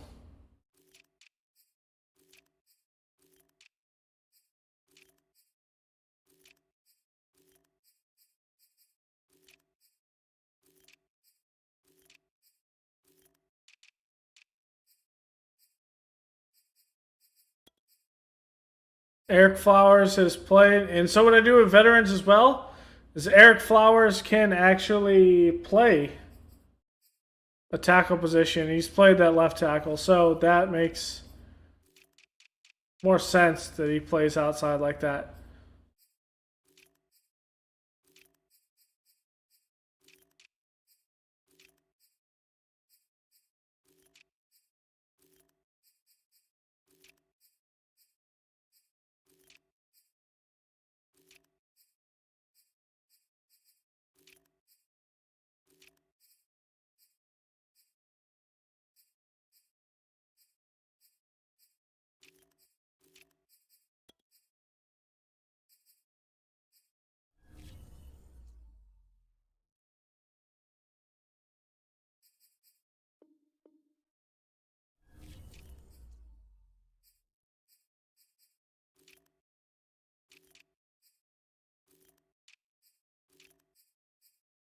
Yeah, that's fine.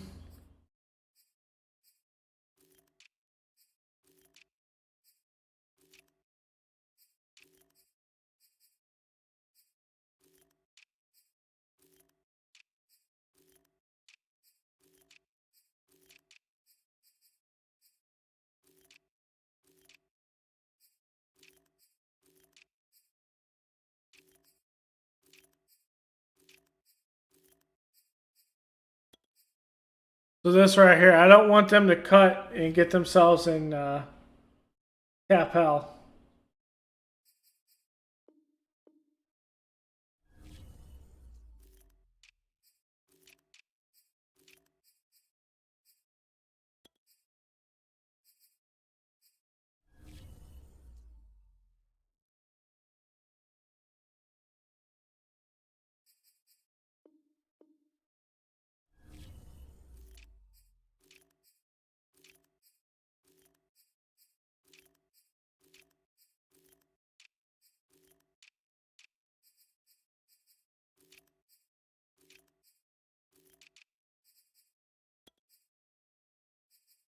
I can't believe the Falcons just are not doing anything in this game right now.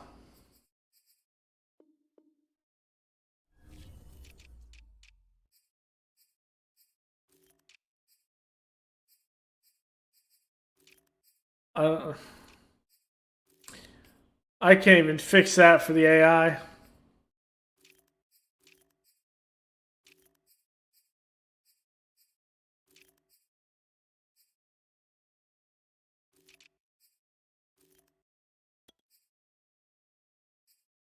Greenlaw's an off ball? Yes.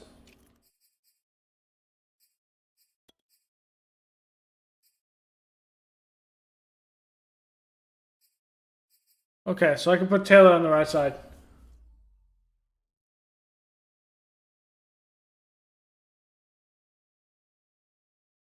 Dude, Mac Jones. I thought maybe we'd have a receiver get Rookie of the Year, but Jesus, Mac Jones is just throwing dimes out here today.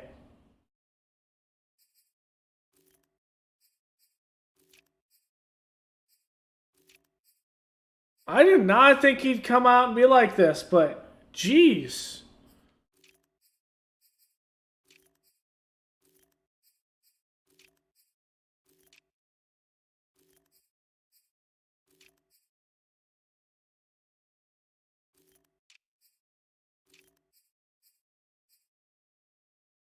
Well, now I say that he's picked.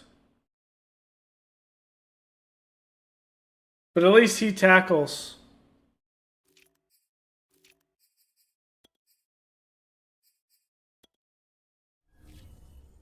That was just...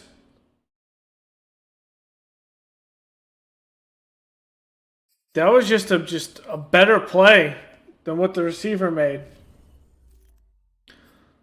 That's what it comes down to it. That's just a better play.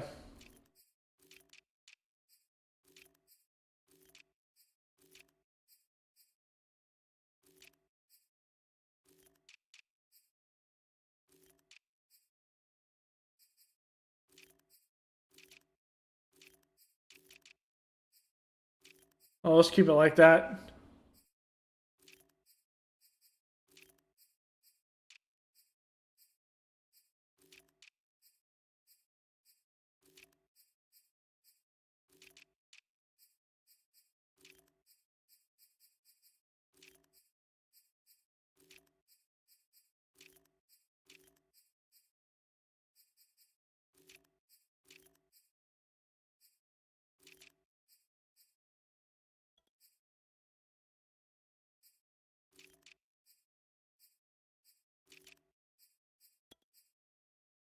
Let's put Claxton on the other side just so they can compete. All three of them.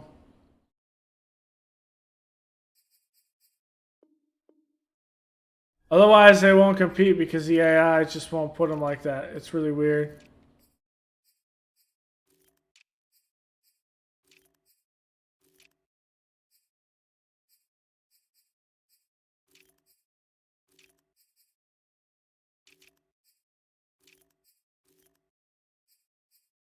But what is this?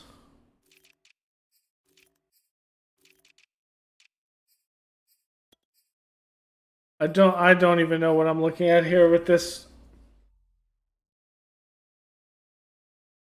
weird thing.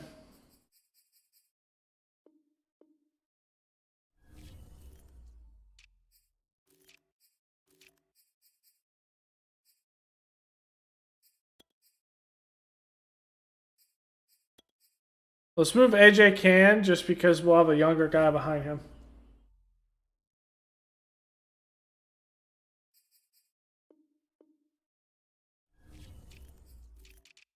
To fix the AI's thought process here.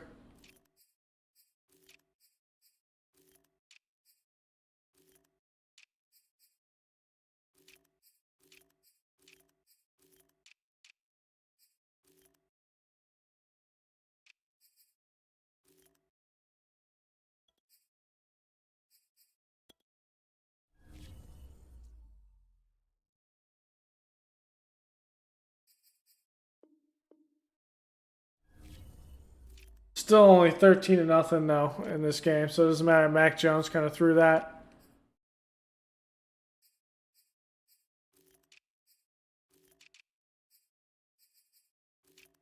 Okay.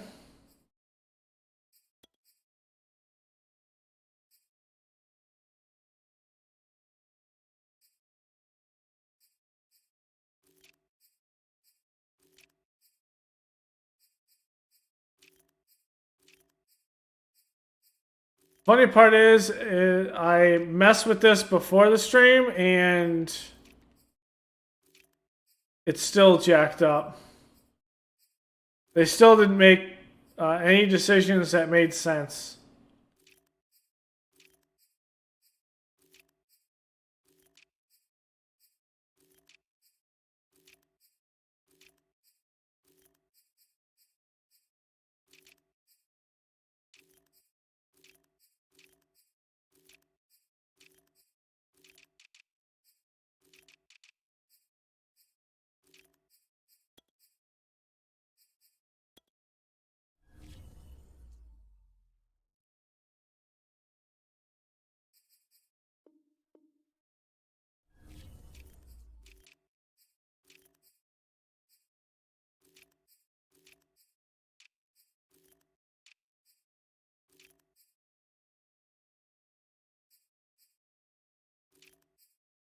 $85. What a great pick that they had.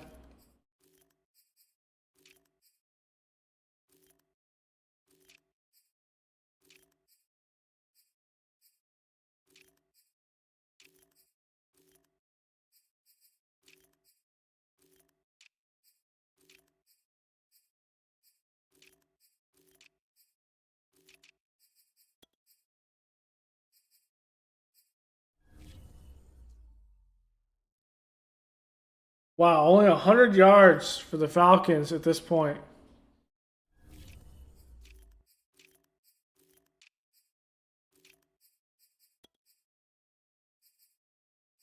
I do plan on getting this done and then also doing the preseason this stream. So we will get some gameplay in this.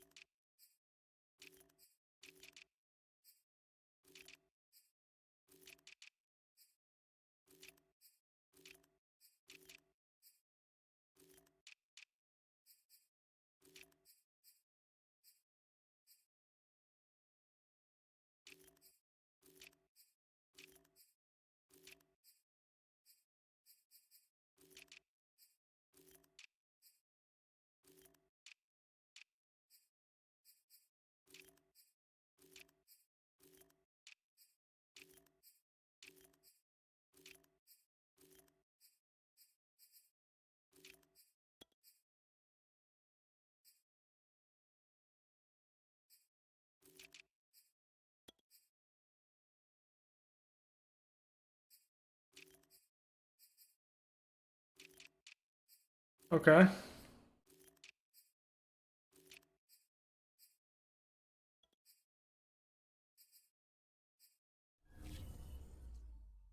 Fourth and 1.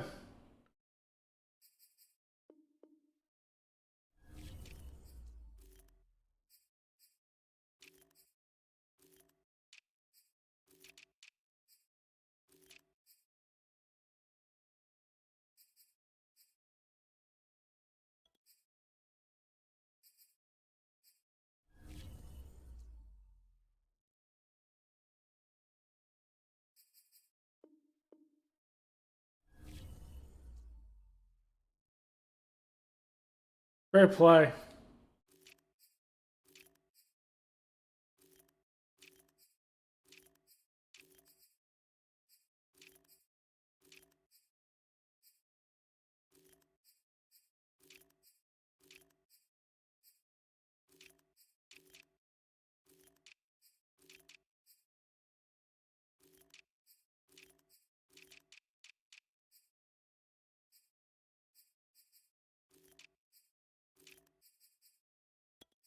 Yeah, see, if I didn't move all these 70 overalls, the game would actually cut a couple of them as opposed to the guy who is like a 60.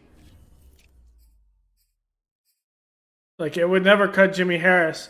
It would actually cut these two, which is very weird.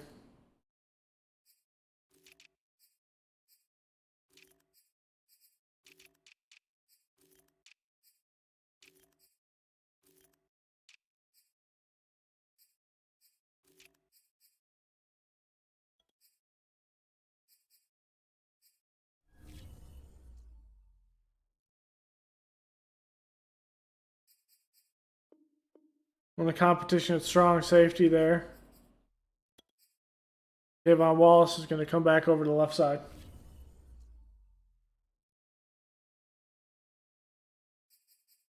Or not the left side, but the free safety.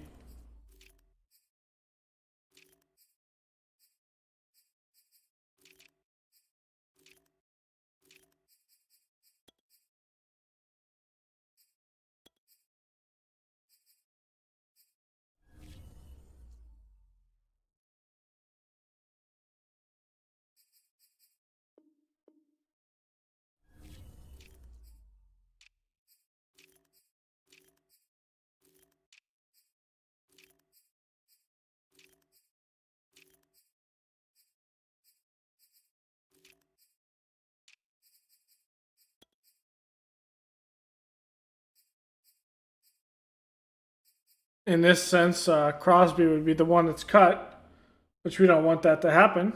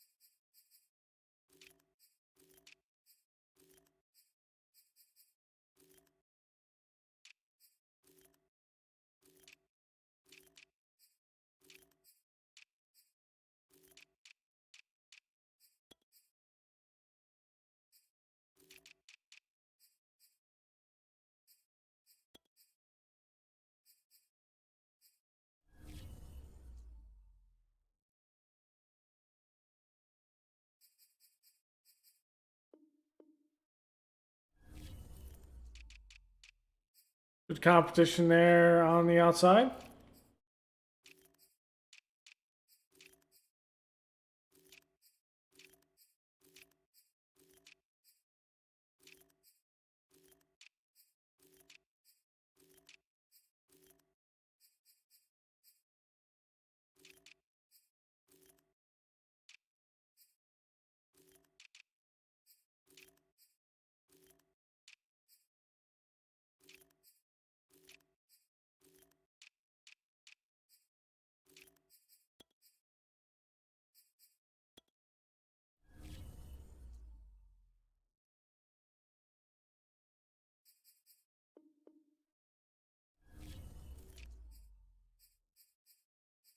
A little competition with Abram out there.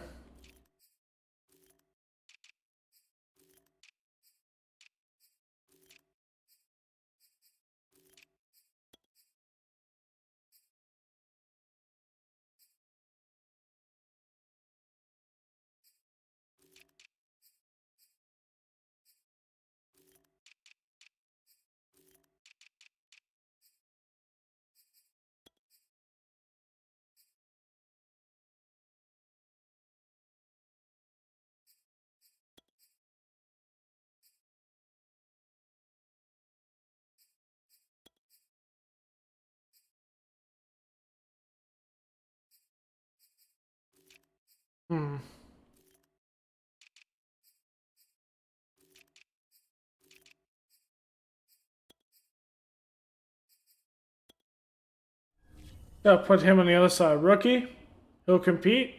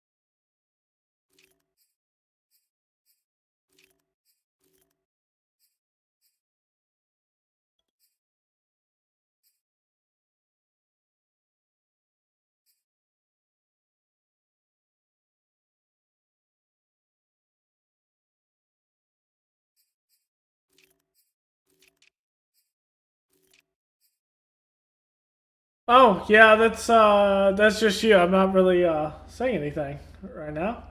Uh, Trying to get through this as fast as possible. You should be. Yeah.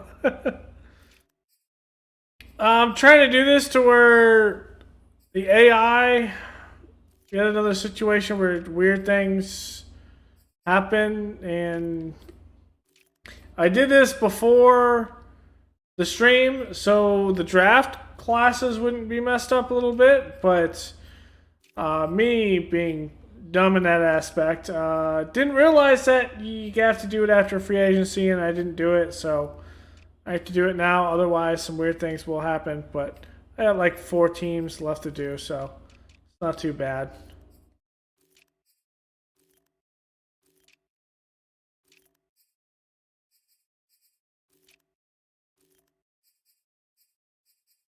Okay, competition there.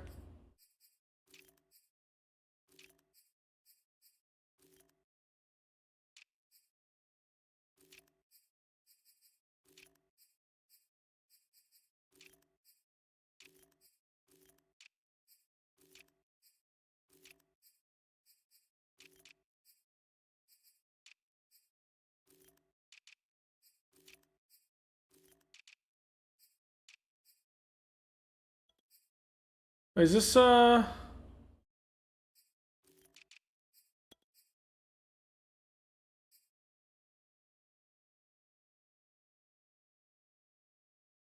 I have to look at this. Are the Bengals?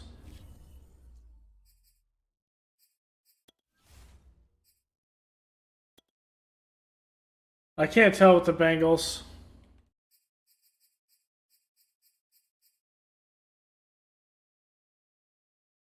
Okay, it's Matt Nagy over with the Bengals. I, I thought that looked vaguely familiar, so that has to switch.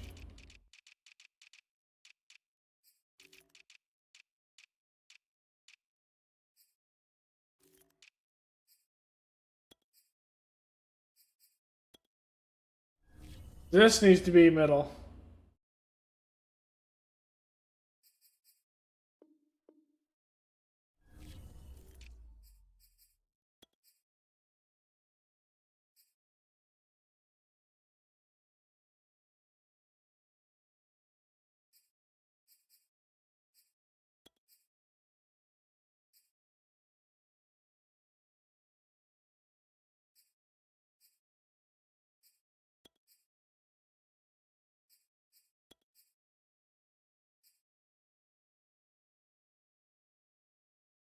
I mean,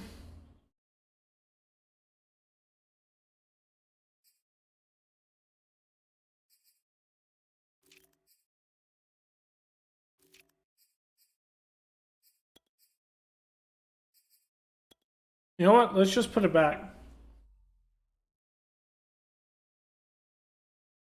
I think Logan Wilson is good enough to play that a hybrid if he needed to.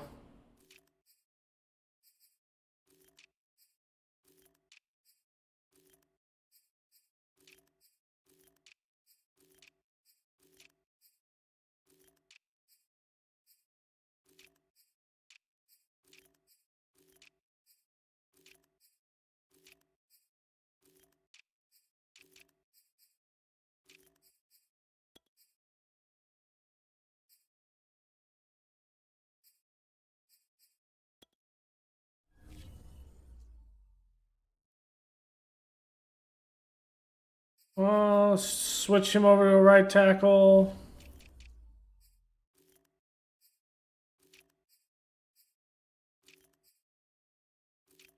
Okay, this is broken because Russell should be starting on the left side. That's why I'm switching this.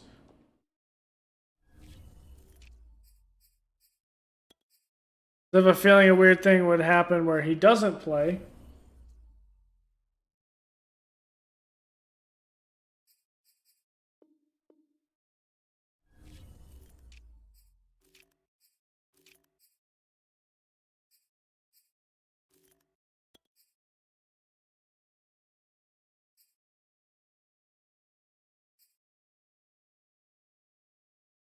Russian could actually play that.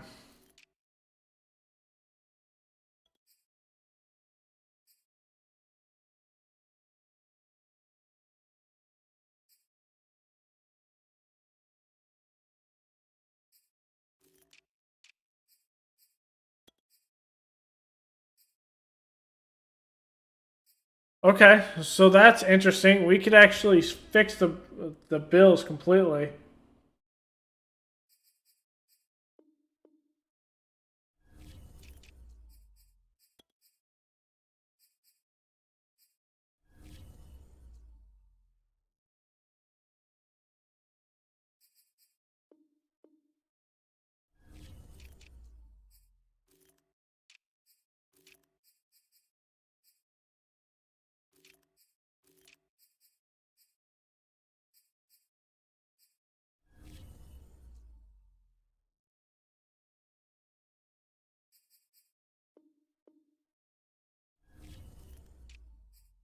So close.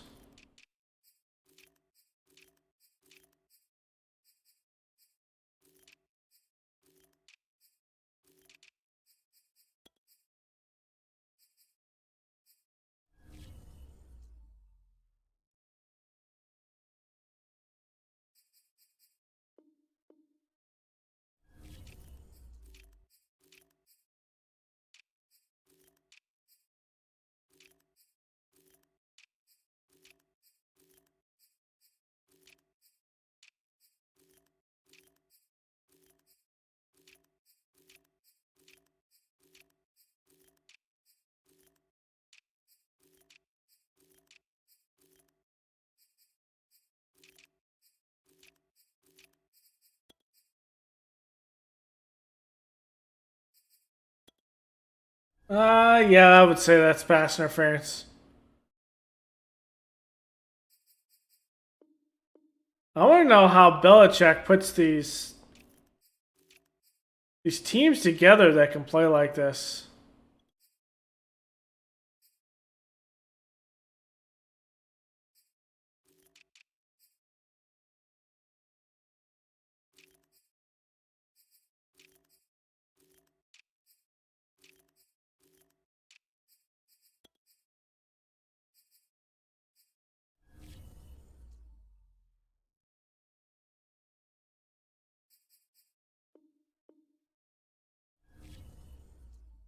What a move by Stevenson.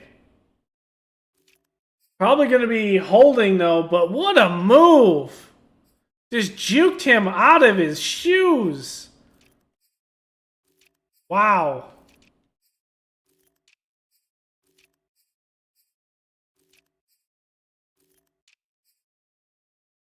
I don't know if you're watching this Thursday night game, but he was stopped like 3 yards behind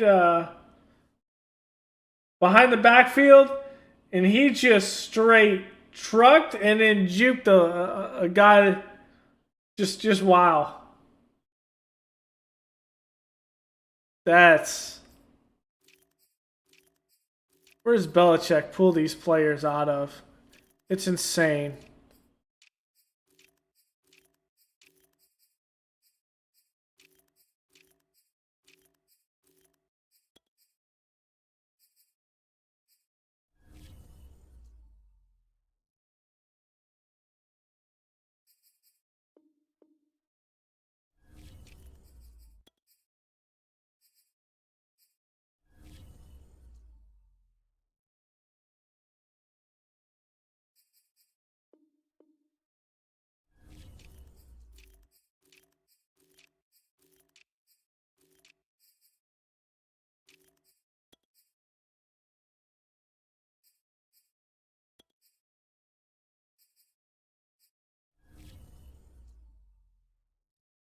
Yeah, it's an easy sneak for Mac Jones.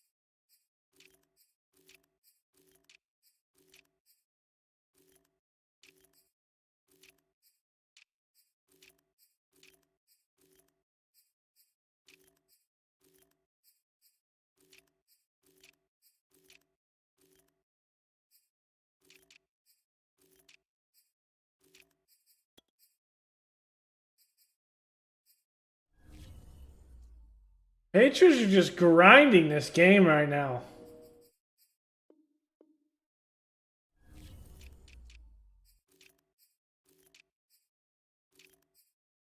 All right, we are done. Finally. All right, preseason.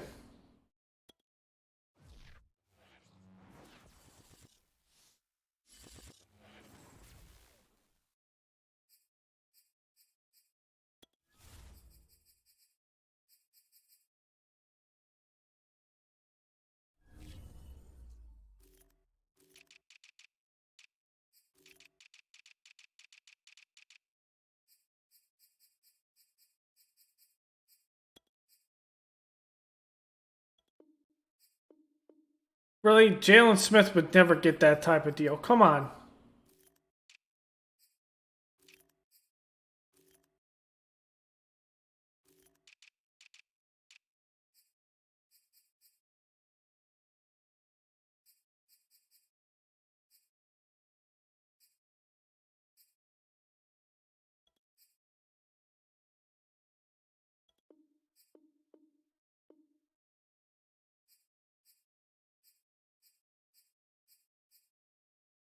Really?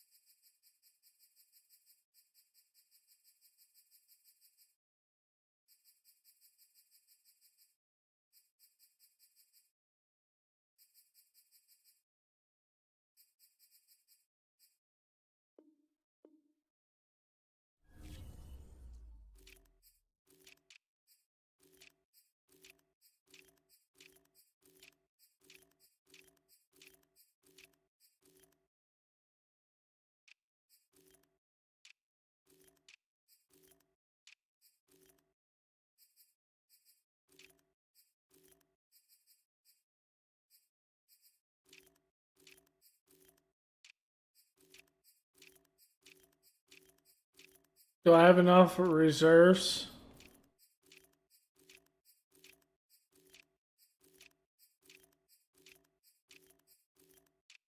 Yeah.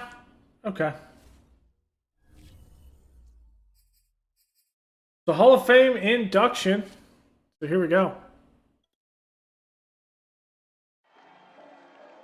Antonio Gates did not play a single snap of college football. When he signed with the Chargers as an undrafted free agent in 2003, he had just played 2 years of basketball at Kent State.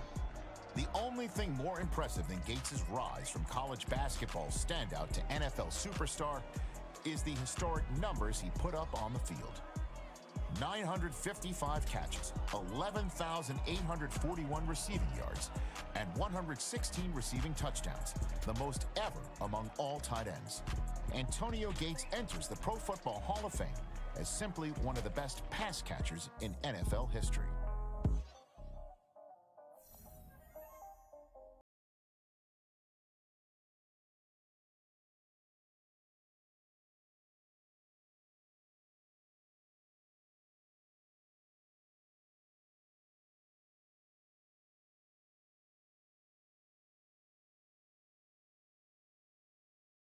I actually watched Antonio Gates play with Phillip Rivers when they were still in San Diego. This was, I'd say, 2013. And he played all 16 games, so he was out there with Phillip Rivers and watched him play the Bengals for one of them. And I forgot what the other one was. But Bengals ended up winning that one. It wasn't even close. And then the other one that I saw, I don't remember who the Chargers were playing. So here is the assigning the scouts. So, do we really need a corner? No.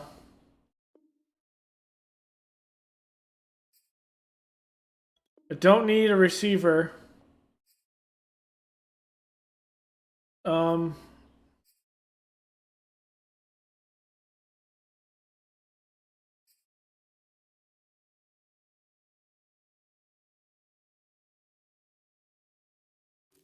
and a 1 and a 2.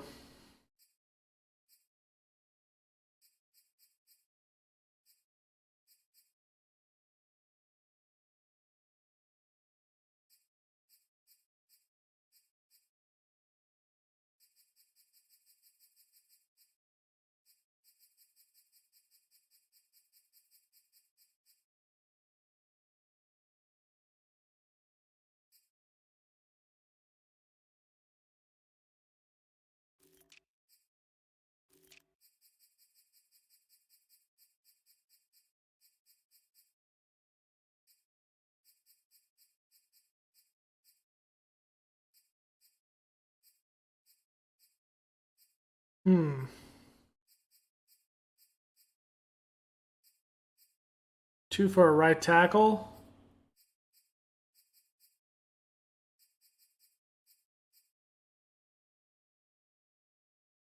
Yeah, let's go for tight end.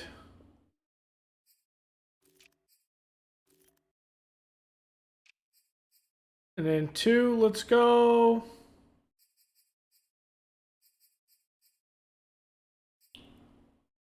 Go Rondé Barber.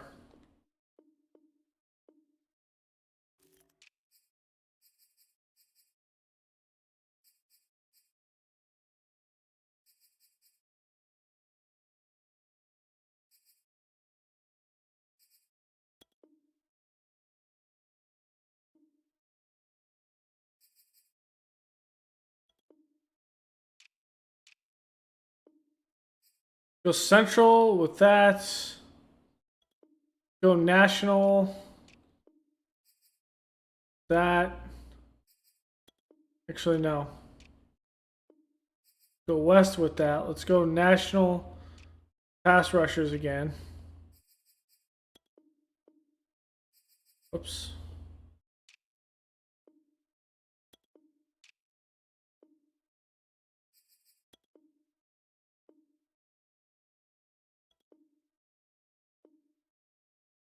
Okay. JC Jackson got that, and that should have been caught.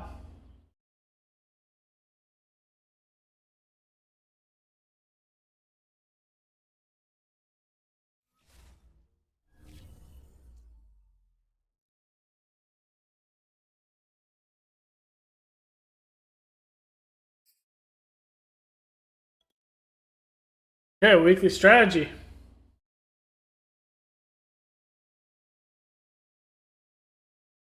Worry about the QB scramble.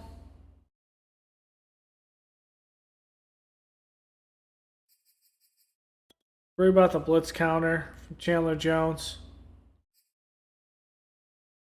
So center. Okay, what to do here? Moorhead, yes.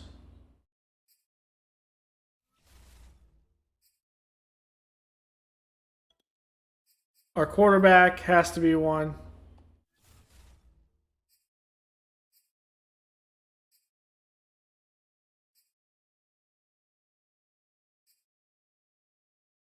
Aiden Jones has to be one.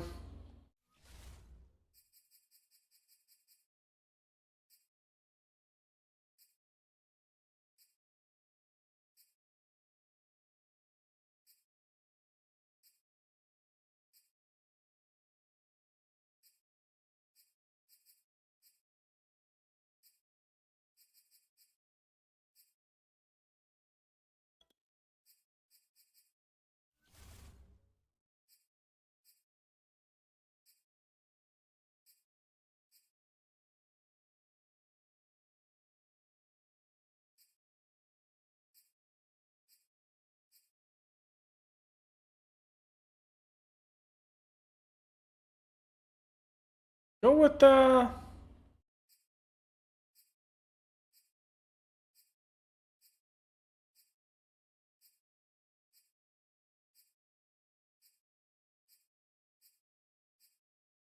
Who to go with this one?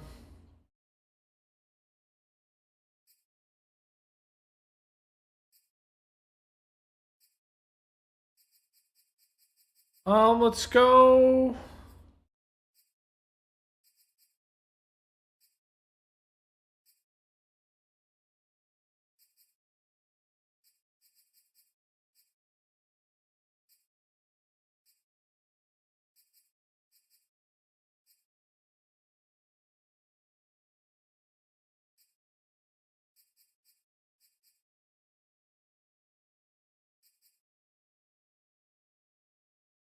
Yeah, let's go with Deshaun Bates. Fair goal. Sacks. Win turnover battle. Get passing touchdowns. Get more sacks. Get nothing but sacks.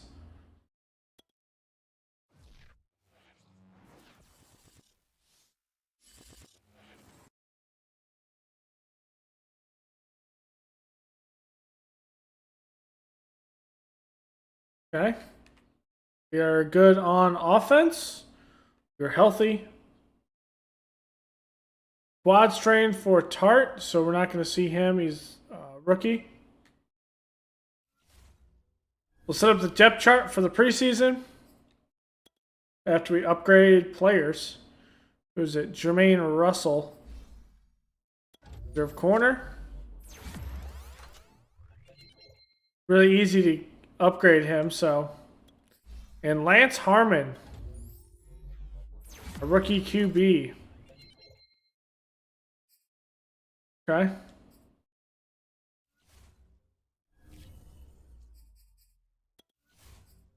So here is what we're going to do for the depth chart. Harmon, of course, is our QB1. Taylor, Bowden, Herbert, Givens.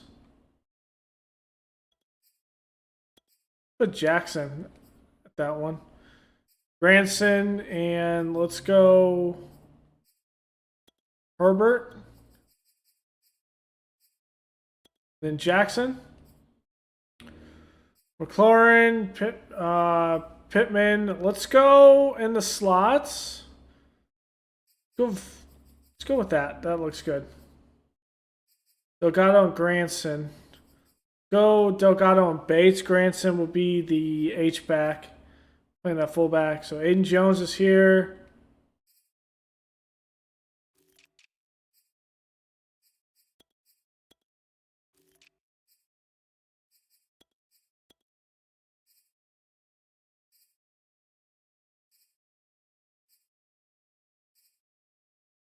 What do you pay? Bingsley.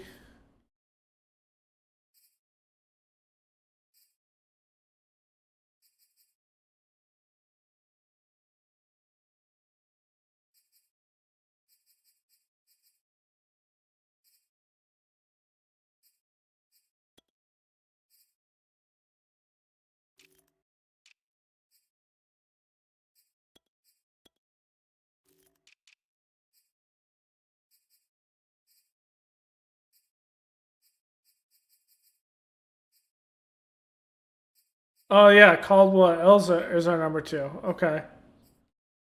And Kenny Moore does not have his superstar anymore.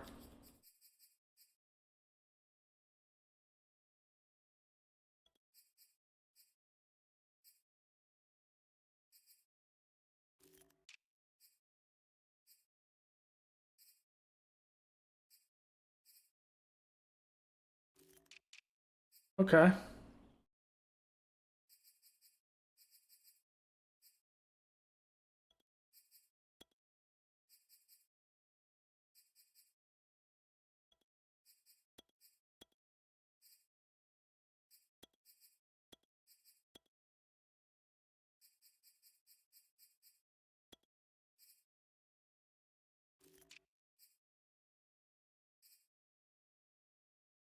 Third down running back. Let's go.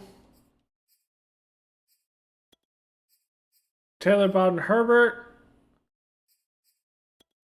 Go Bowden with the. You know what? He's just going to be the power. We're going to switch this now. It's going to be Jefferson, Watkins, and then Walton. So Buckner's going to be.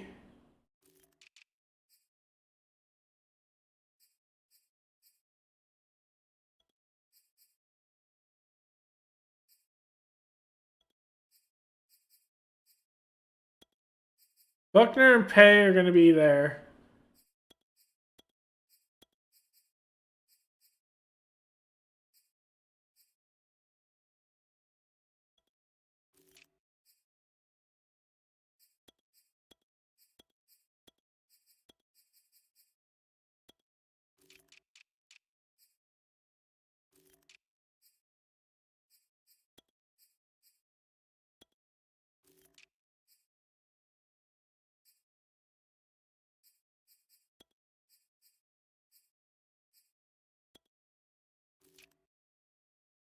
Okay.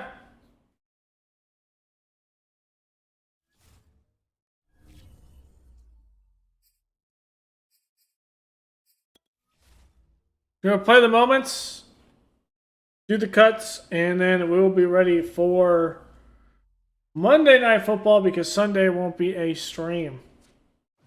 Or won't be a Madden stream.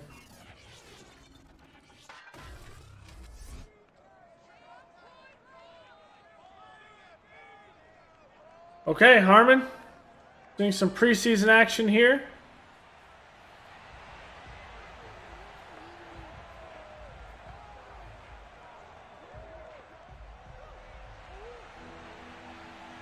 And I think we're going to be playing with a different view this season as well. And that's going to be picked off by Moore. Working in the slot, and he is gone. Let's go.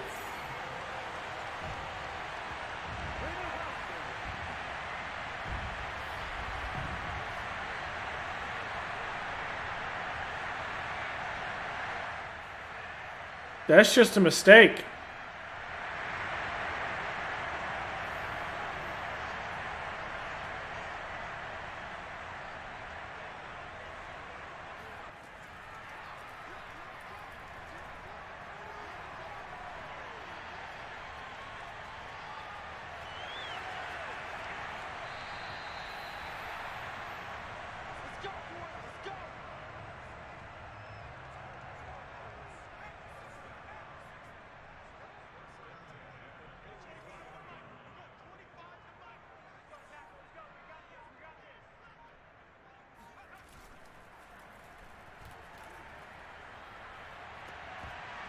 Oh, that's knocked away.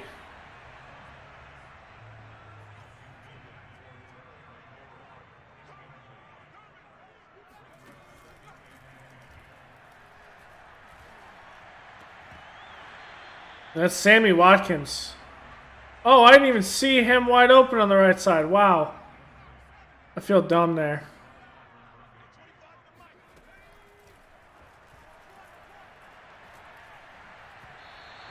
That's batted.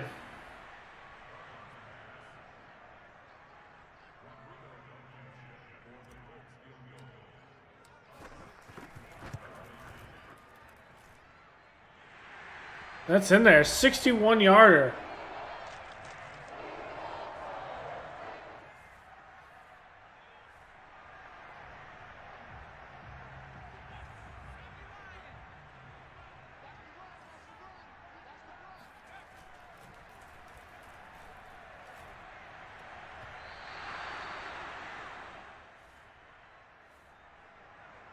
Okay, Jefferson doesn't want to react to the football there.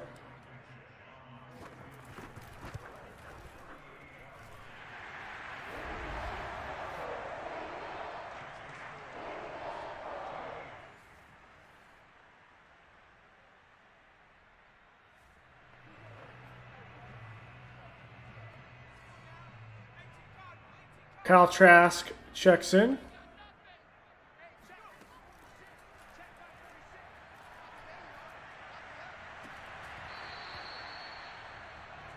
It's Mills trying to make a play.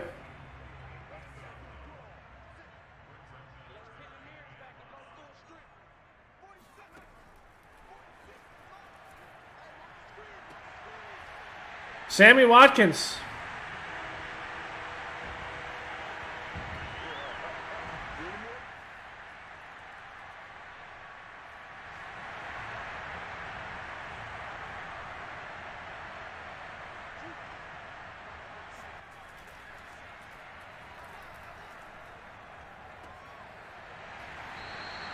I mean, if Sammy Watkins plays like this, he's going to just play in the slot.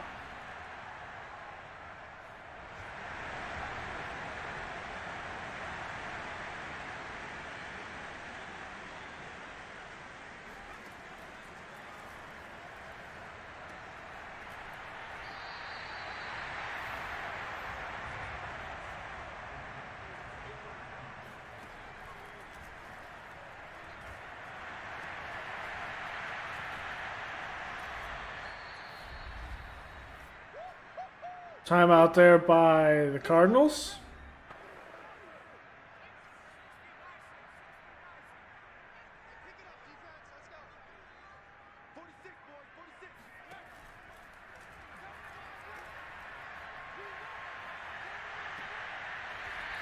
In Mills, look at that play. The second-year guy doing some work here. We're going to shift aside.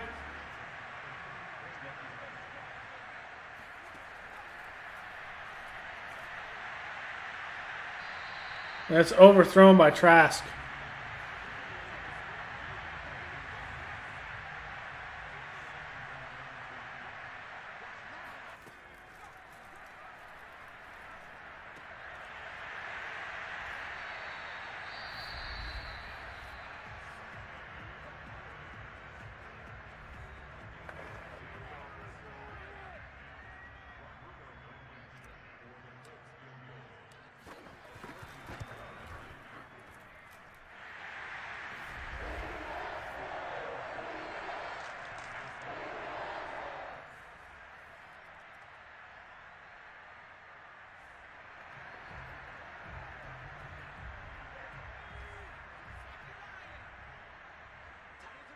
I think we have something here.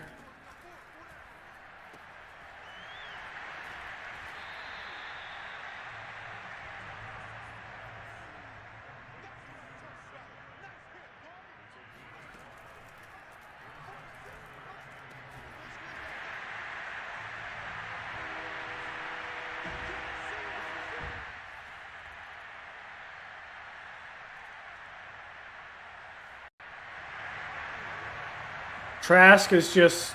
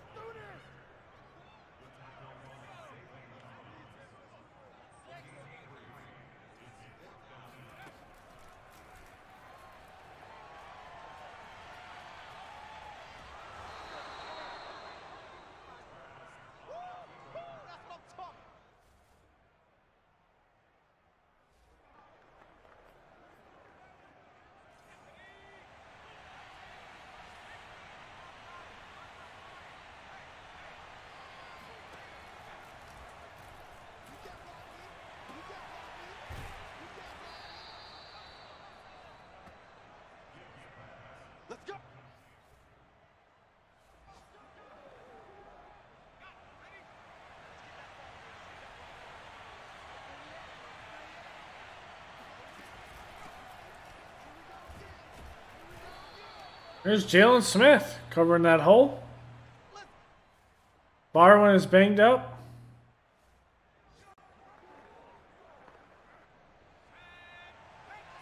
And they are still trying to win this game, which is hilarious.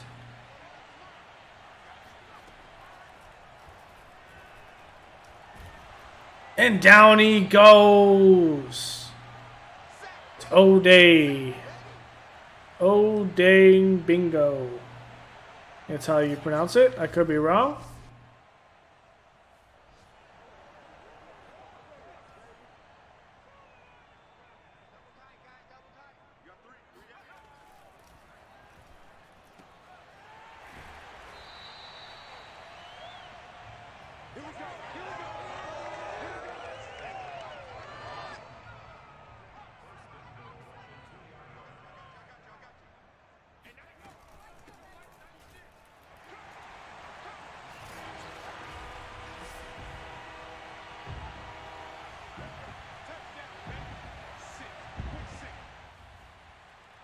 Of course, Josh Rosen is going to throw a pick.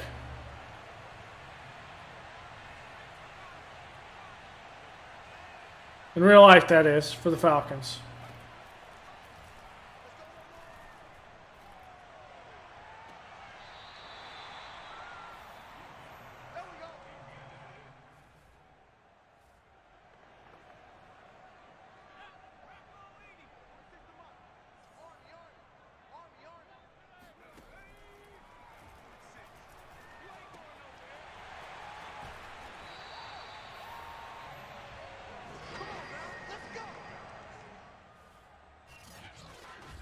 That is preseason.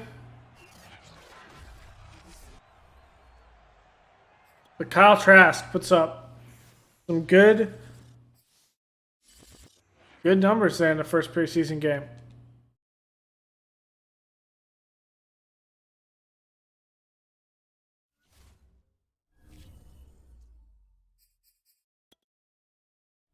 The injury is Arnett is out for 8 weeks. Ouch.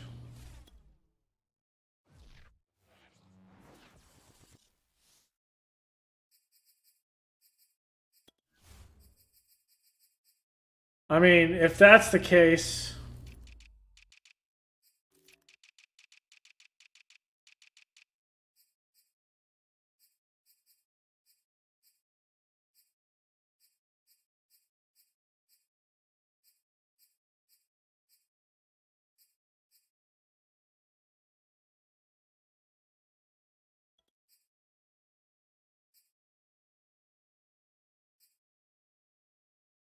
bring in Amani Warrior or Amani Warrior.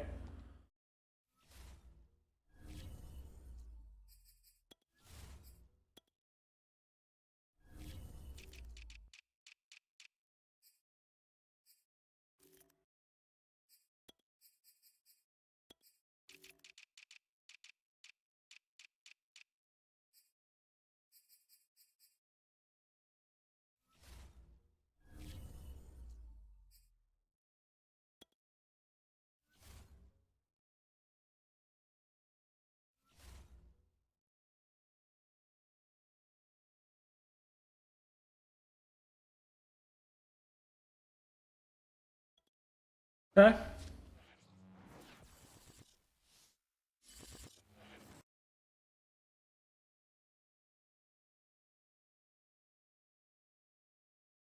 And that's picked.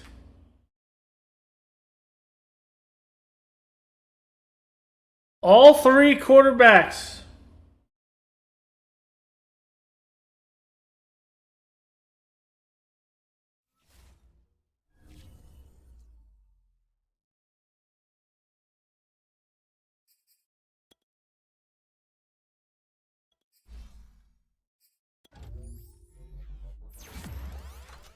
Every quarter, I don't think I've ever seen this. Every quarterback on the Falcons roster right now that's active has thrown an interception. I don't think I've ever seen that.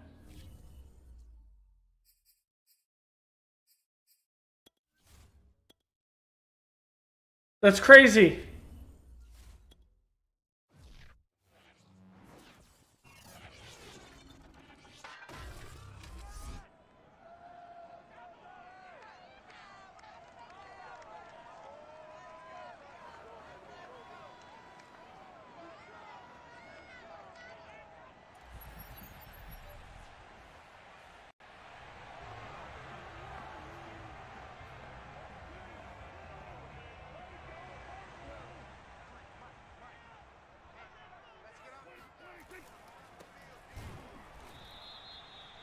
Stopped.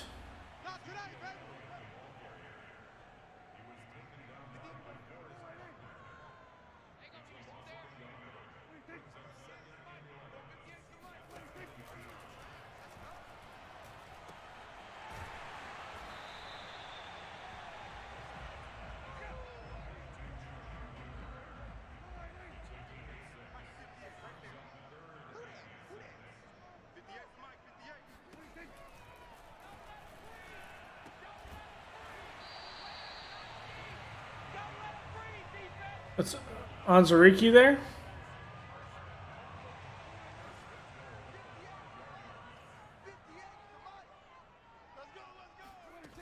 Or not Onzariki. That's Amani Warrior. Amani Warrior. Wow.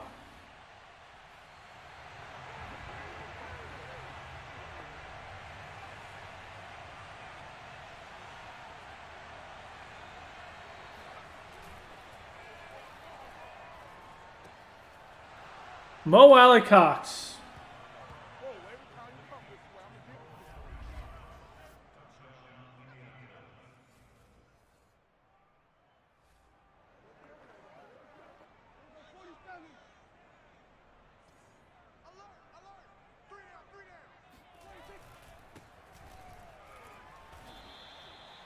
Great play by Dante Hightower.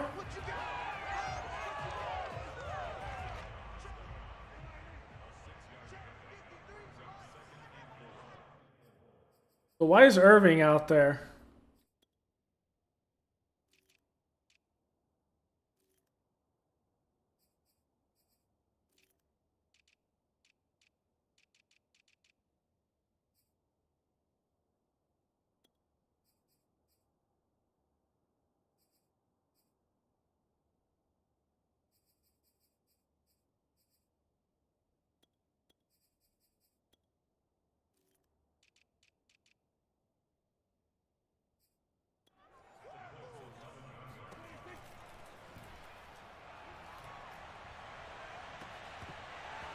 Knocked out by Caldwell.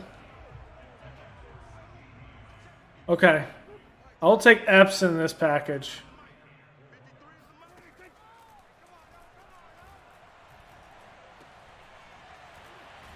I missed that.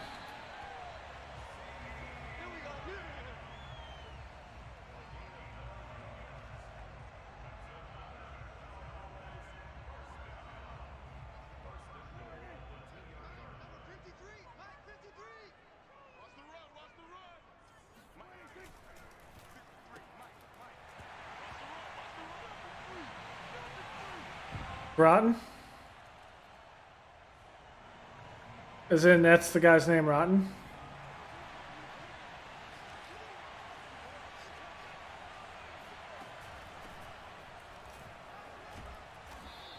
It's Taylor doing work.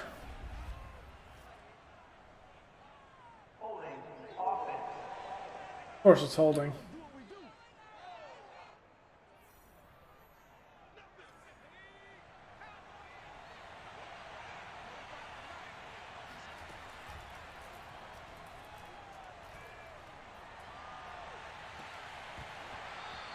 If he came up with that, I was going to be shocked. It's preseason. That's why we made that throw.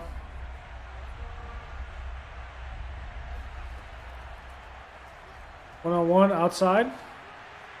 We're going to have Sammy Watkins underneath. Sammy Watkins breaking a tackle.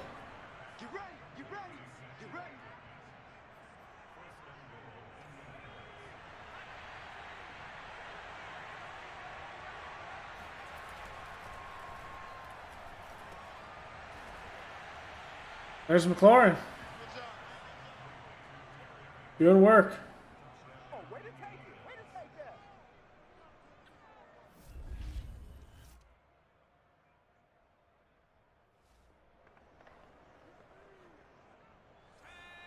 Little 2-minute drill. All right.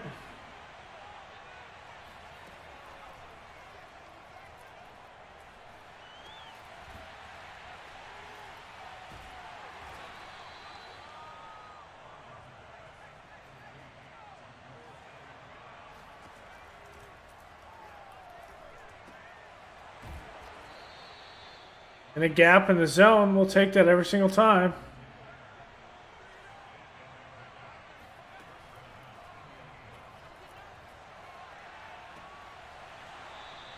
Jefferson's going to go out of bounds there.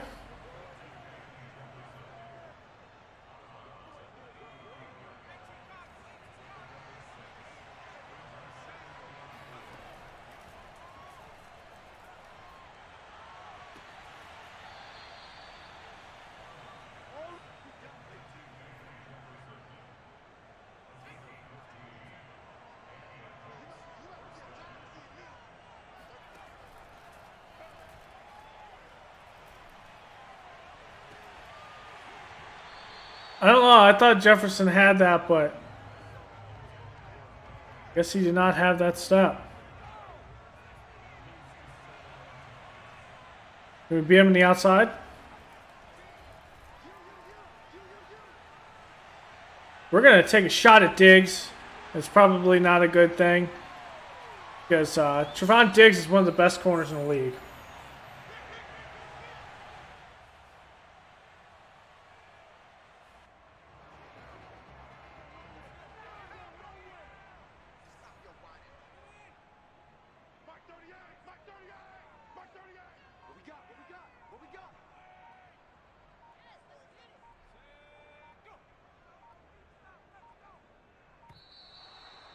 Wow, it's the first delay of game I've ever seen the AI do.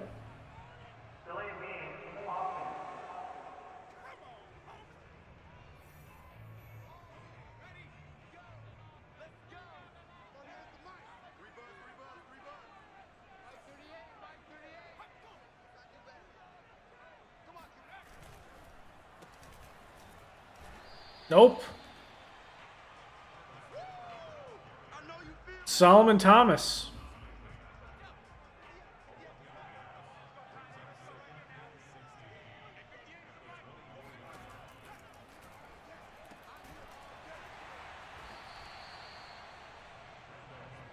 It's Moorhead playing the outside right now.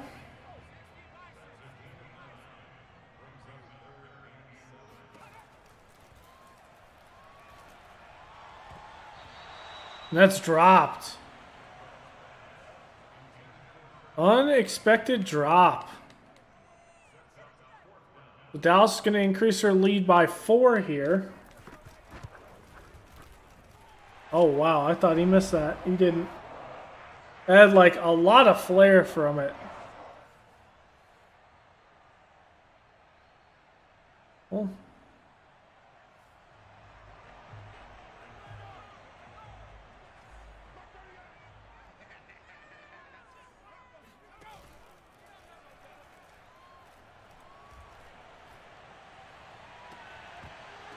Get out of here.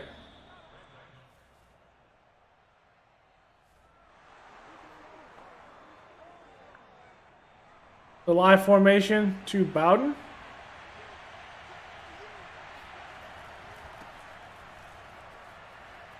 And Bowden has the speed. Inside the 5, it looks like.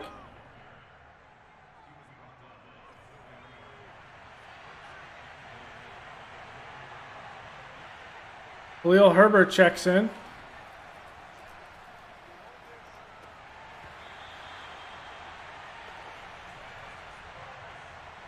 I gotta not throw that.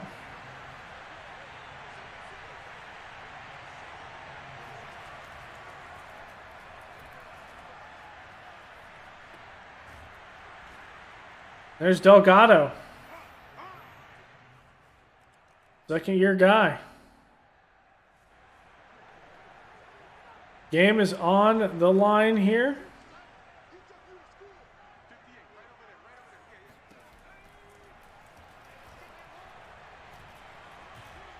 And down he goes. O'Day doing some work there in the middle.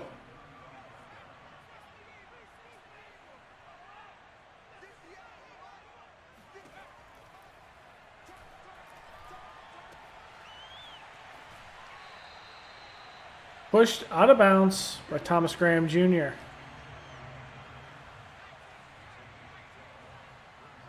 Reynolds checks in the middle. We might have some guys banged up today. Going deep. That's just bullying Moorhead out there. It's all right.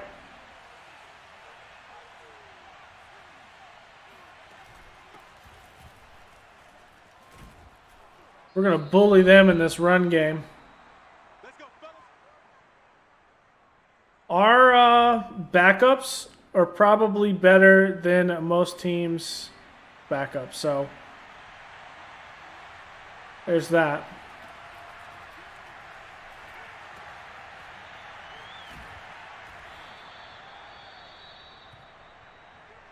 Golson on the Cowboys is banged up. Khalil Herbert in the slot now.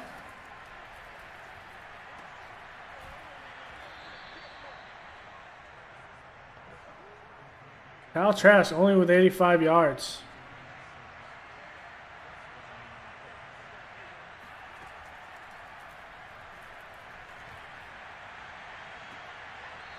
There's Walton. Good catch there.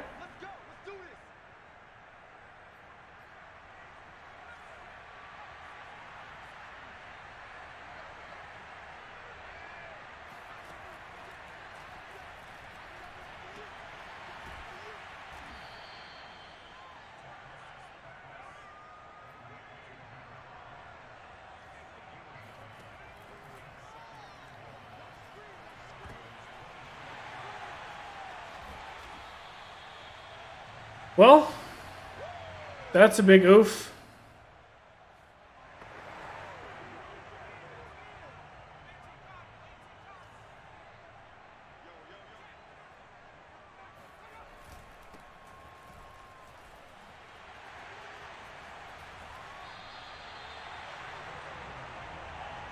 I don't know why we have a bunch of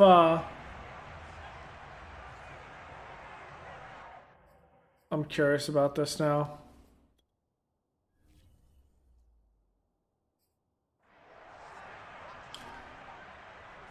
I guess Van Jefferson doesn't want to play in the preseason.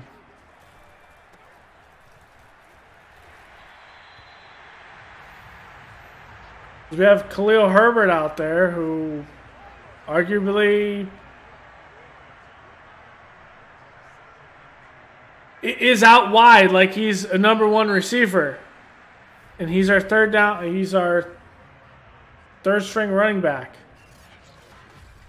That's a big oof there, Madden, on how you deal with preseason. One thing I wish was in Madden as well is if you can actually do from a depth chart standpoint who would be on your kick return. Because sometimes the play substitutions don't always work. I've actually had it where it's messed up my entire playbook before.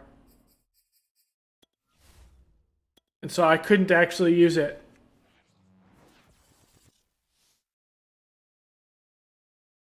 Okay, receiver mentorship.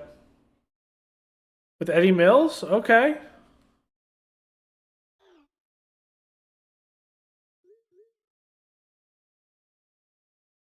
Go medium routes. I like Eddie Mills. He's a very young receiver. I think only 22 years old. So, I mean, getting him some looks, getting him some upgrades is good.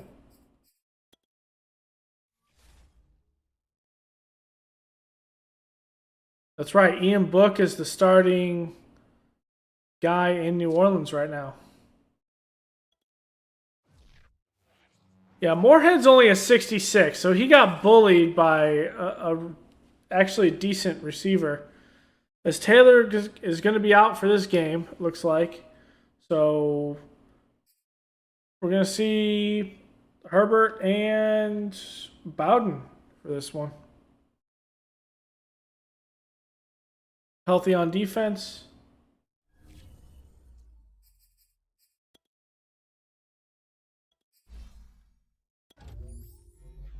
Keep up the speed rushing of Jason Winter and gets power move. Ouch, that's not a very good upgrade. Kevin Freeman.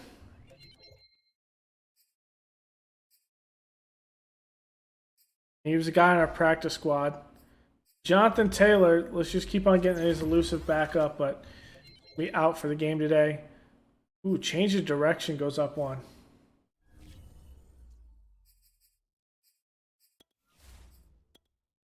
Let's change that right now.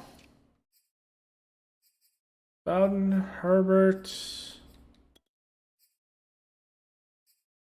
I mean, we've seen Bowden, so let's see Herbert and Jackson. I know what I have in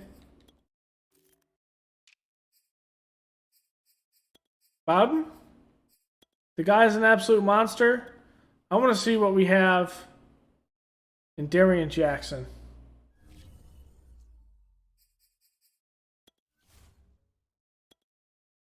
Here we go.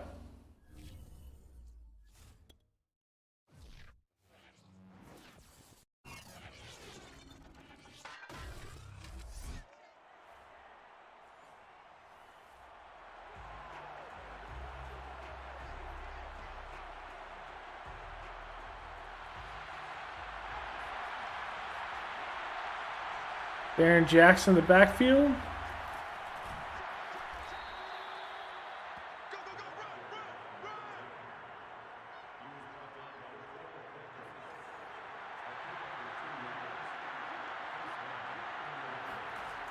Van Jefferson in the slot.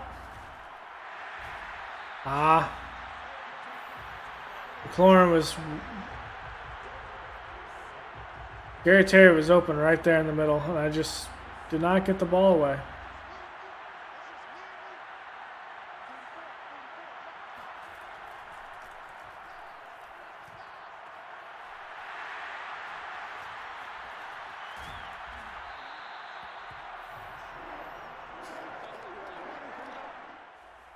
I think I read that route wrong on the play.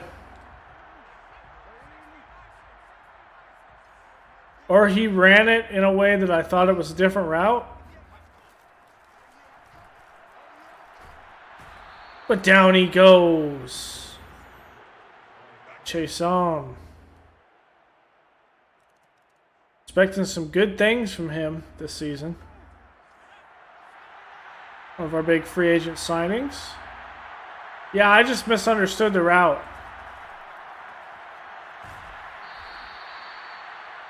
For the interception. That's on me.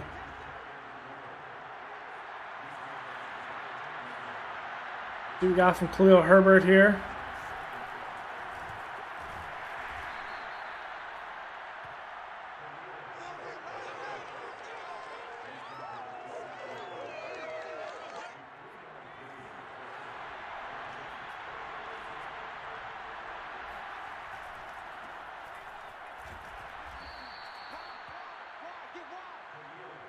I do great with David Montgomery, and Herbert is literally just a David Montgomery, just not as fast, so.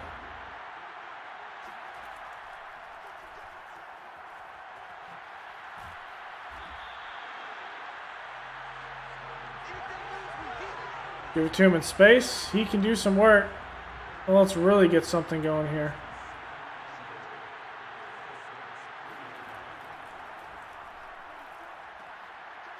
Oh! It was over Granson's head.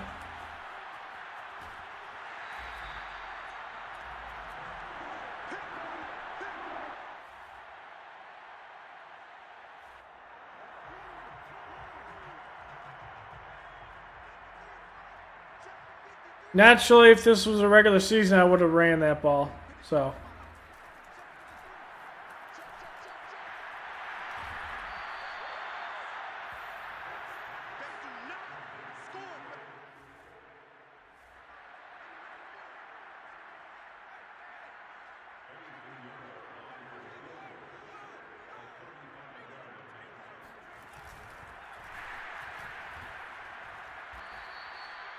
You better get that, Awarrior.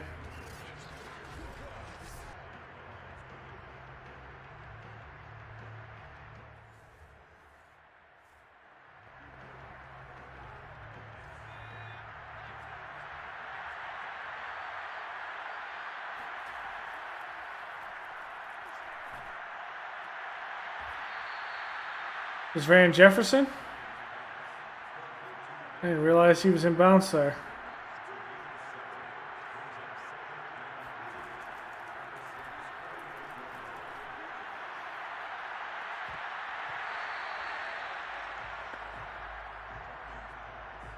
And McLaurin has to... You have to win those plays, man.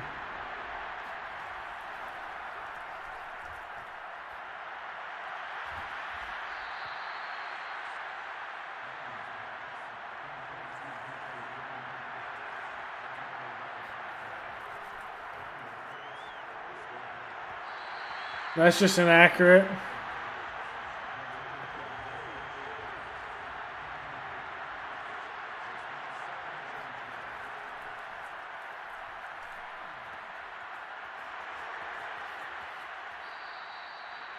Take Herbert out of bounds there.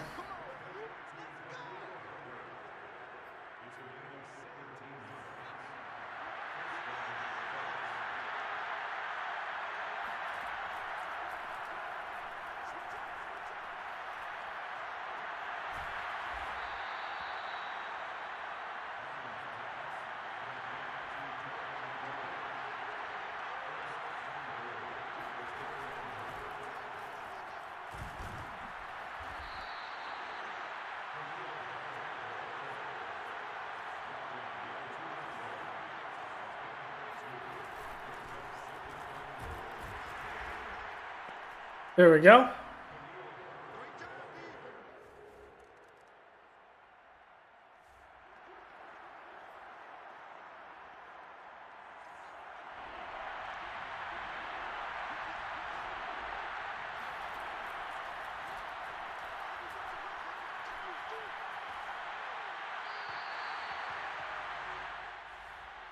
It was a smart throwaway, but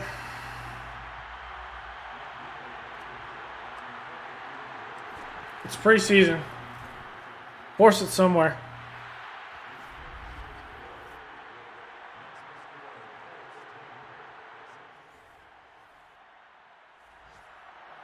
Take that back. Let's not force it somewhere.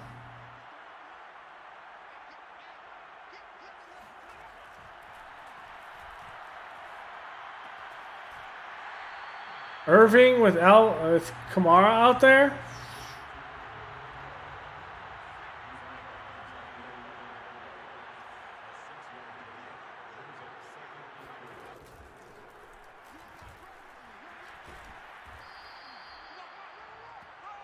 Adkisson.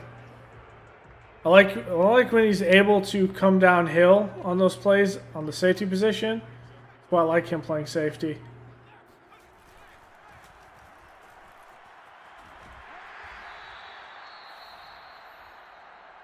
You can really just crash down and make those plays, as opposed to having to play from outside on the slot.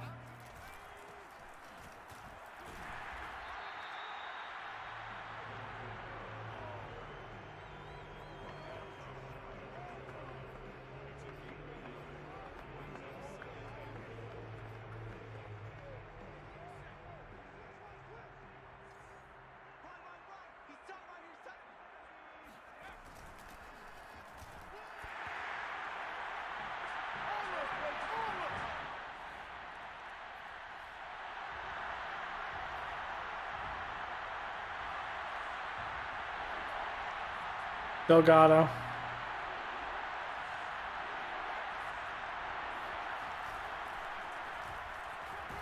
Nope.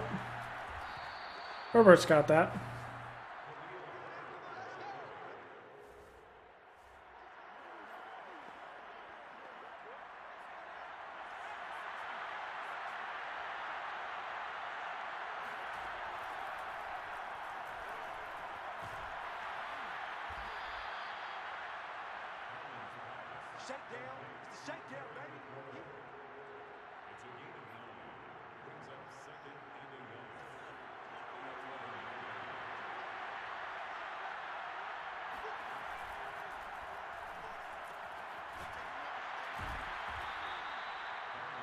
Good one for Van Jefferson.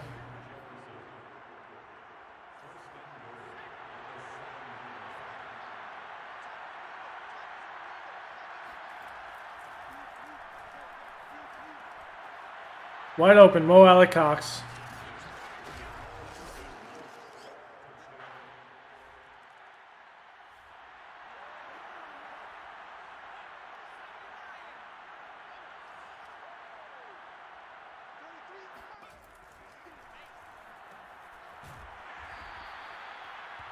Reynolds, man. Get out there, make that play, baby.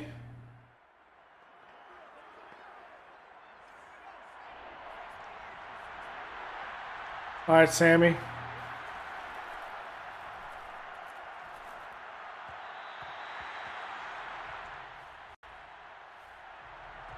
Sammy Watkins cleared it out.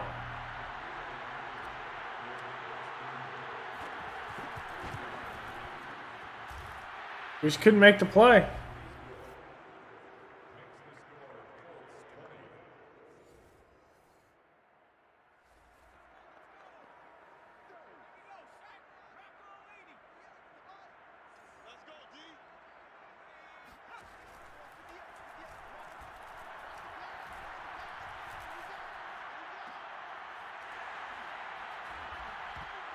He put the ball on the ground. I'm not sure if that was a legit fumble, though.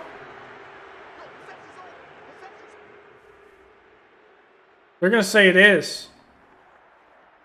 They're going to say that is a legit fumble right there.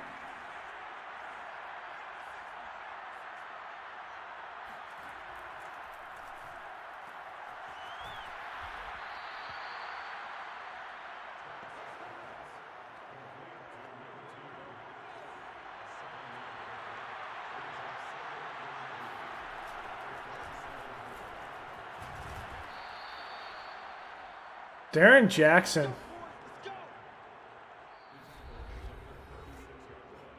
Let's go, baby. Let's go.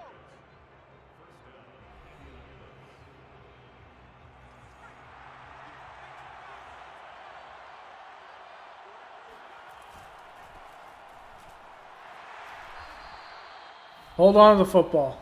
I'm gonna hit you all day, baby.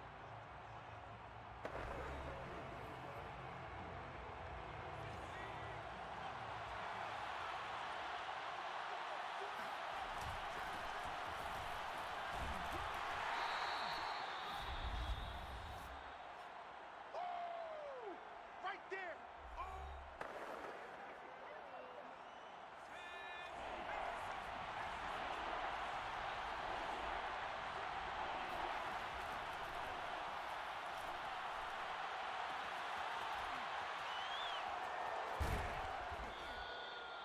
First down. They'll do it in this one.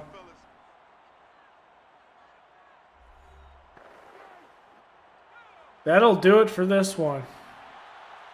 So we go 3-0. No, we go 2-1 in the preseason.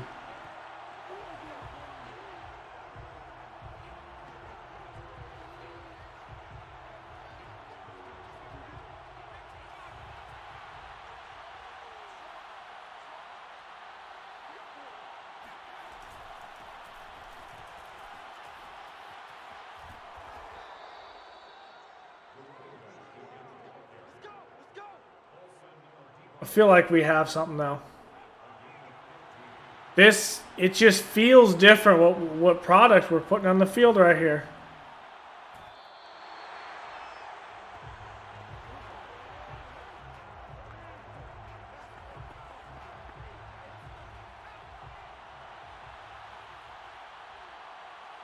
I feel more confident as Trask as a backup. Taylor, we got some good backs behind him. Jackson fell to us. Jefferson in the slot. Sammy Watkins in the slot. Caldwell in his second year, going to be outside. You got some developmental corners. We're feeling good at the safety position.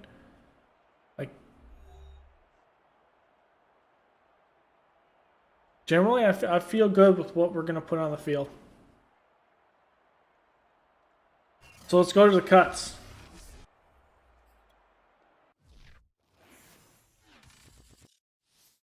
I know the current practice squad stuff is kind of broken in one of the recent updates. So anyone we put in the practice squad, it has to be someone that we're willing to lose, because we likely will.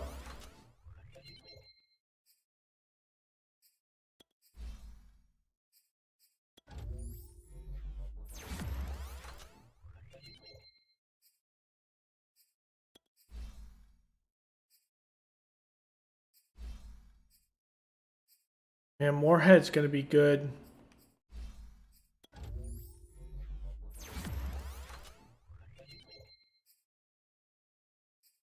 It's going to take him a bit, but I think he's going to be good.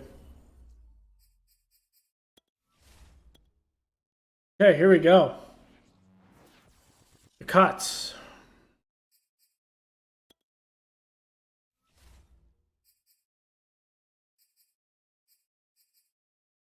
We're going to put both quarterbacks in our practice squad.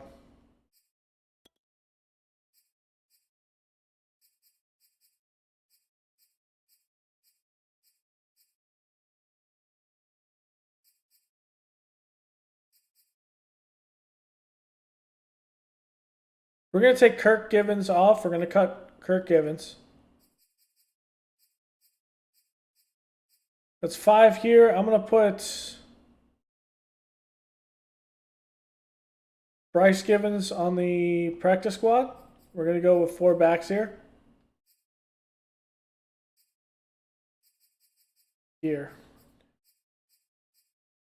Keeping all of our receivers.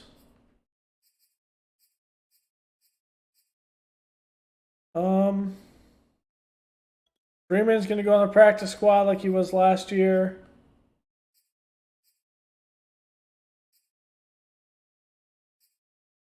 Campbell's going to practice squad.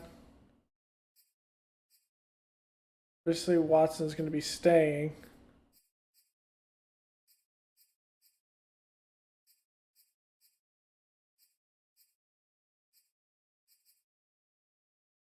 Keep Chancellor.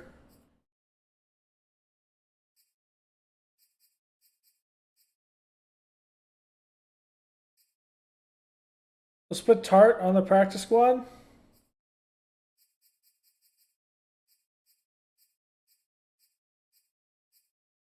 Let's put Jermaine Russell on the practice squad.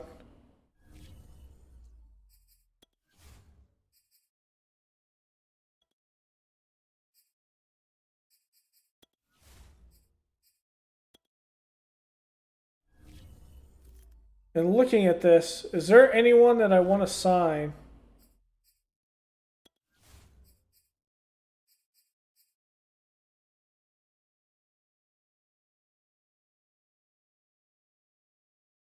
I have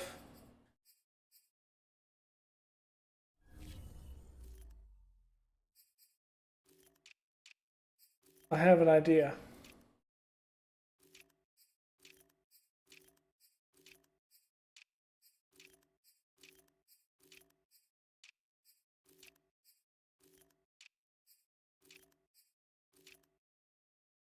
Wow, Matt Milano was cut? Okay. Not see that happening.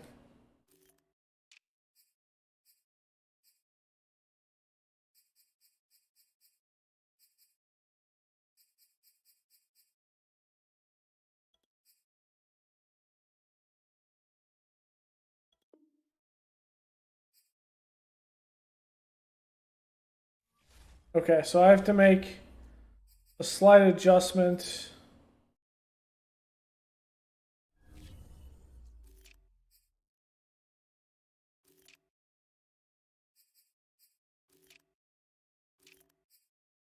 Someone's weird cap space that's jacked up.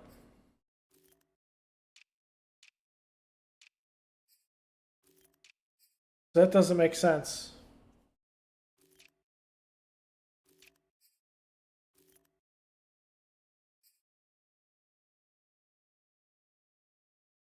Actually,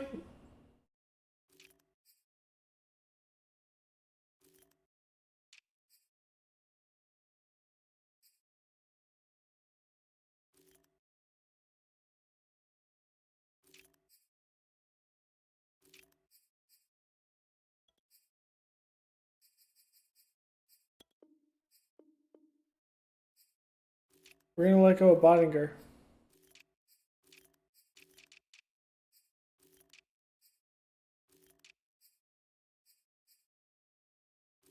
Okay, so this is gonna be hilarious, but it's how we get around this. And I do want to do this. Whoops. I want to go to free agent, not that. This is going to be absolutely glorious, though.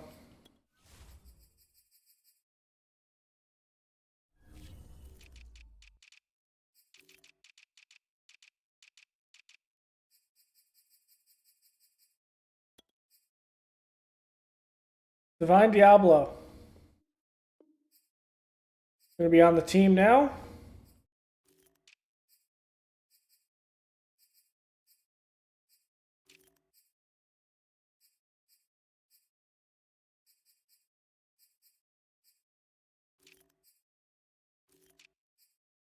For anyone that kind of popped up at us for the past couple of years.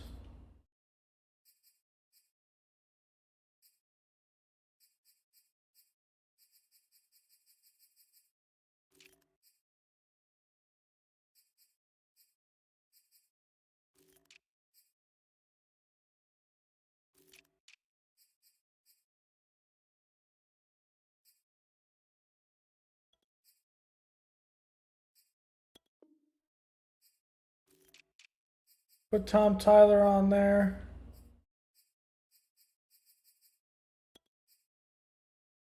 Put Kareem Reed out of Florida.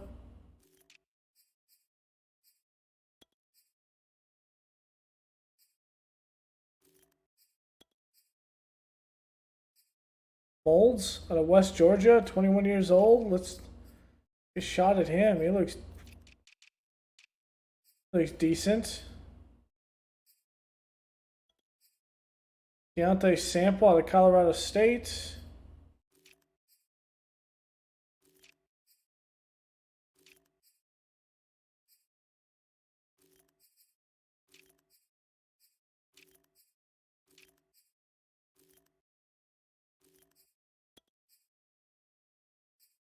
Max Simmons out of Notre Dame.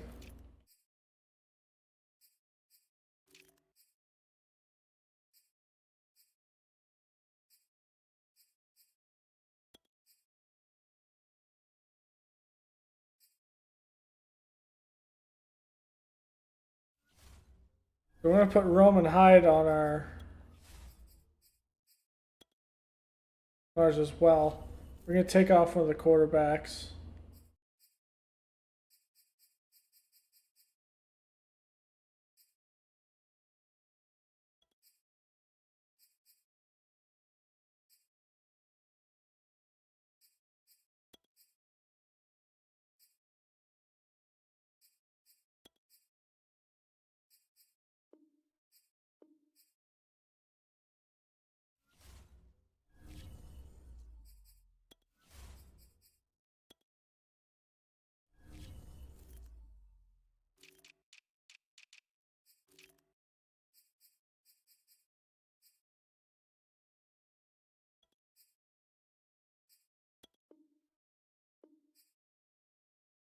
Okay.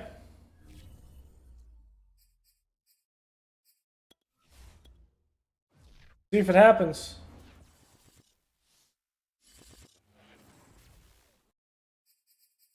Yeah, see?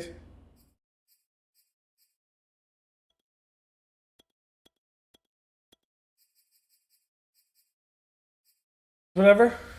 So let's set our depth chart.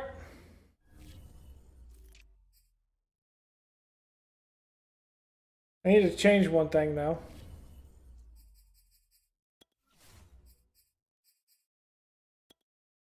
And he did play this before that it was transitioned to him to be a linebacker. So this is not crazy by any means.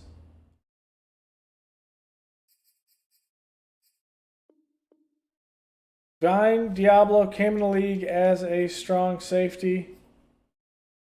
You can see. So we're going to use him as is a hybrid safety linebacker in some packages. It's going to be glorious.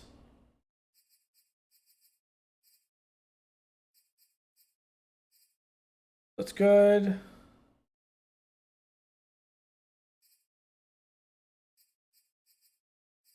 Get a tight end.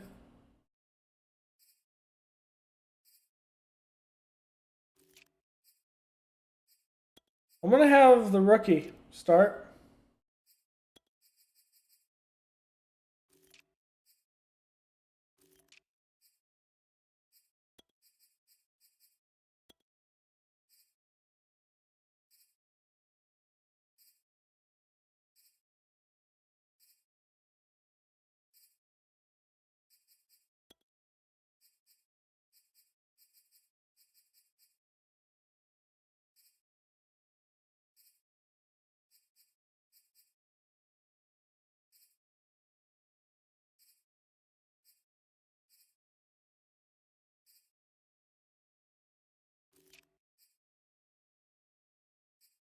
Darren Jackson.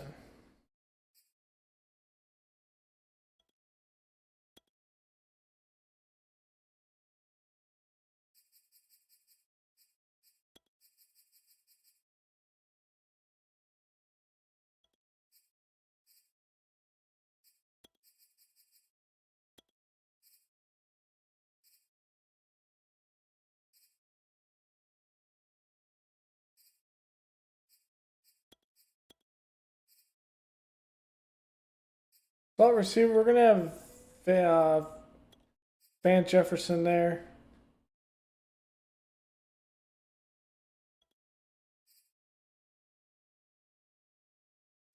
So this is going to be Hightower and Winter, Sun and Smith, Buckner and Pay.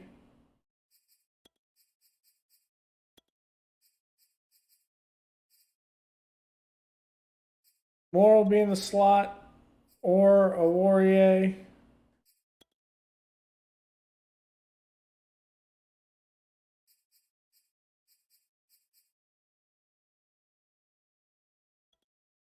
Or Moorhead.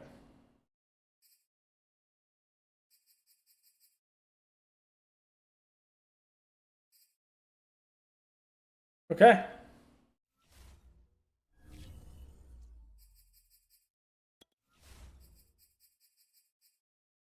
So it looks like we will have to do this.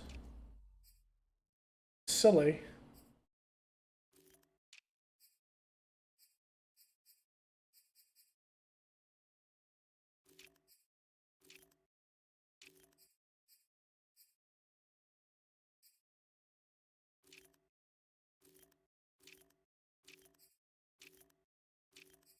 You know why?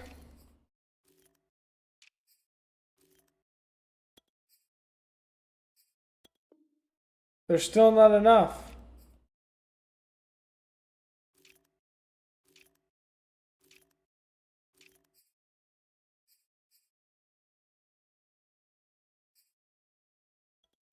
There is not enough actual practice squad eligible. So I now finally figured out how the AI does this. So the AI signs the player to the squad and then puts them on the practice squad, which has the ability to steal practice squad players. Wow, okay. So that's broken.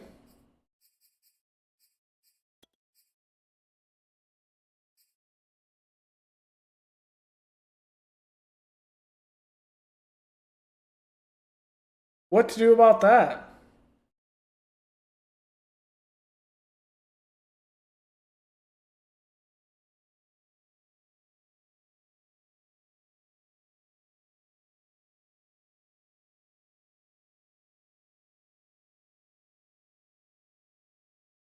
Yeah, that's weird. I'm not sure. I mean, I guess you can disable practice squad stealing, but I mean, not realistic then. No, so what's happening is because that sample,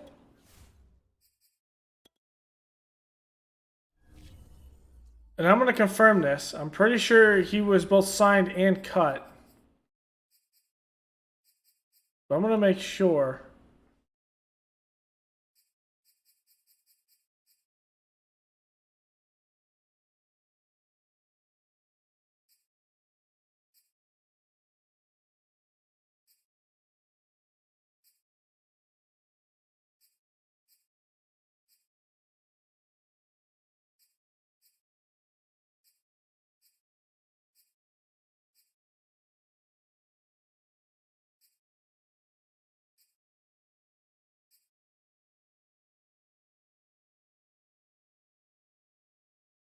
Yeah, so that makes sense. Like it's in there, but I'm looking at something weird that may have happened.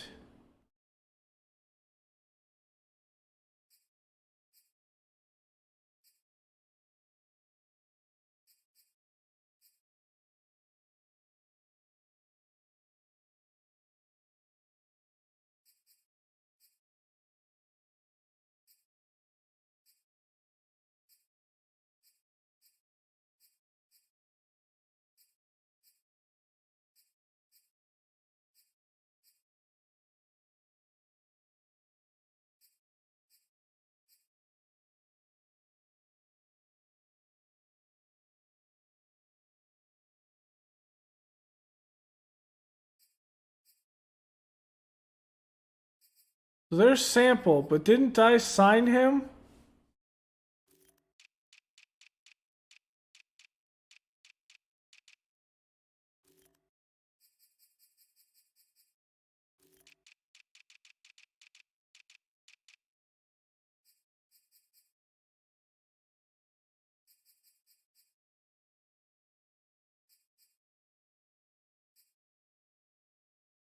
Yes, see? So this is what I'm talking about. So I signed Sample to the practice squad. The Chargers signed Sample to their team. So, and then from there, they then released Sample because I just re-signed him to the practice squad.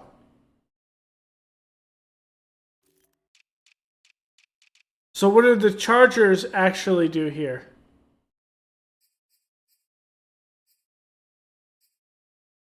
So they released Terrence Steele to sign Deontay Sample, or they cut someone else. And then they turned around and cut Sample because they signed. So you're allowed to sign a player that's off another team's practice squad. There's now protections like I think currently you have the ability to have 16 players. This is the actual NFL. 16 players on your practice squad with the capability to protect 5. And I think it's all unlimited to how long, or there's a certain number of players that can be over X amount of years. They kind of did that because of because of COVID and stuff like that. With how you had one team last year, I think it was the Broncos, their entire quarterback room, since one person had gotten sick, and then from there, the quarantine quarantine policy of the NFL at the time. Since they exposing the rest of the quarterback room, then they had to quarantine the entire quarterback room. So all 3 quarterbacks were down, and then they went with Philip Lindsay as the emergency quarterback and ran the Wildcat last year. And then that was one of the reasons why they expanded the practice squad.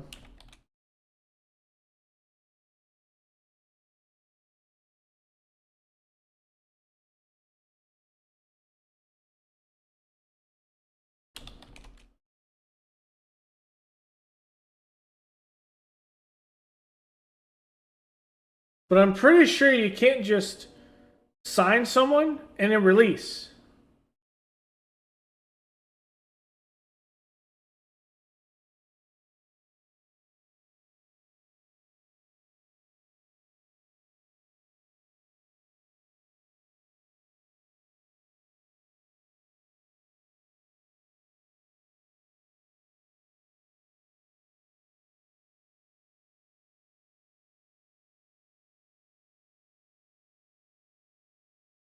It's EA is bugging this. It's bugs.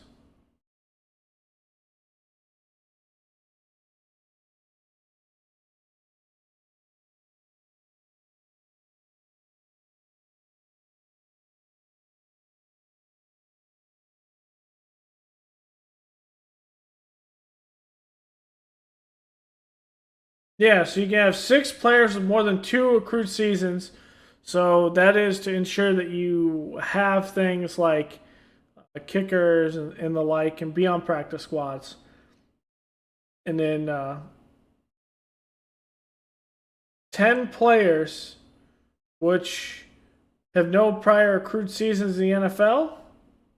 The accrued season is 6 or more games on an active roster. So the 40 on the 46 active roster, or have one prior accrued season which the player was on the 46 active roster for no more than 8 games. So the 46 active rosters, when you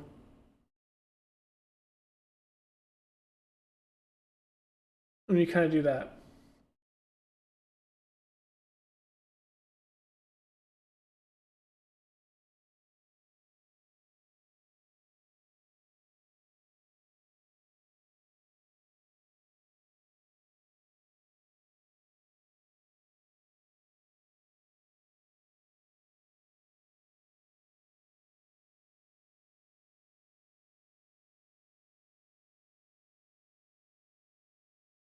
So obviously you can't sign someone from the practice squad and put them on your practice squad. I'm pretty sure you can't actually sign someone from someone else's practice squad and then cut them.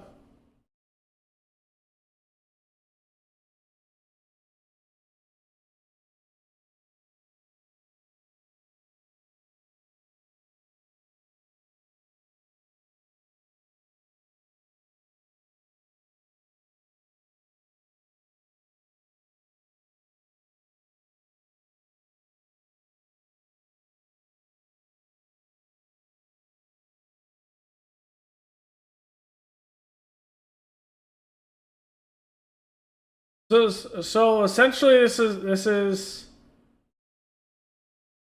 I'm reading this. So obviously practice squad players can sign with any other NFL team with the exception of the 4 protected players or the 6 protected players. But they have to be signed on the 53-man roster. So you can't sign a practice player to put him on a practice player.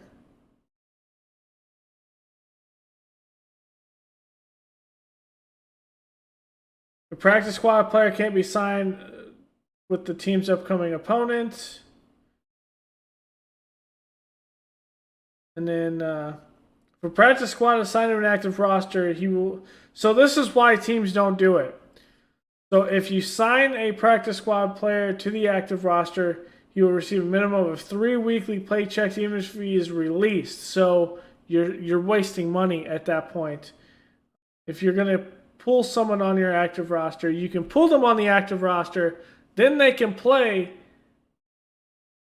and then you can put them on your practice roster, I think after a week or something like that. But you can't pull something like this where you sign them off the practice squad and then you release them.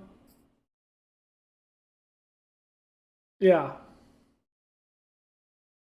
So I wonder if the issue with this is it's causing a salary cap issue with the AI.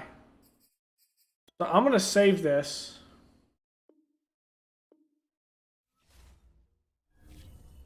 And I'm going to double check this.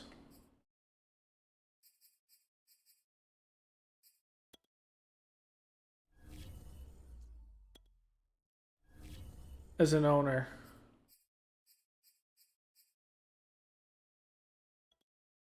We know the Chargers did all that. Let's go with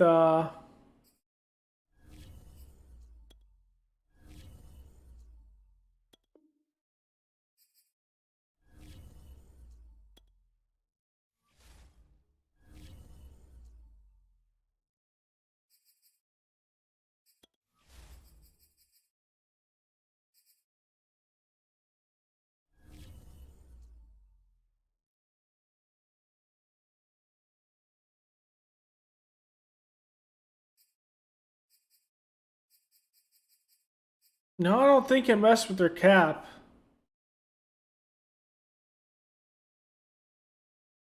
Also, another thing that's weird is rookie for somehow between Madden 21 and Madden 22, rookie reserve pay got bugged somehow.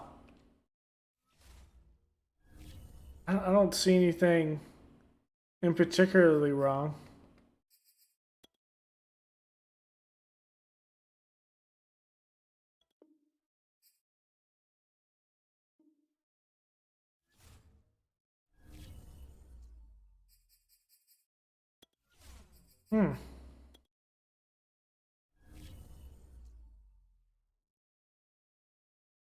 Yeah. I don't think so. Okay.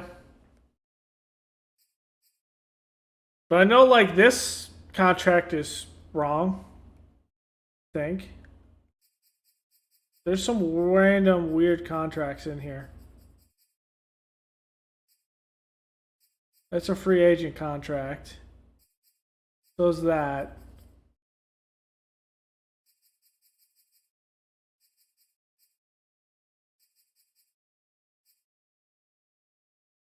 I don't know. That's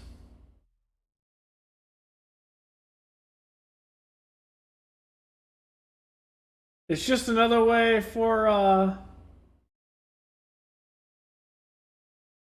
EA to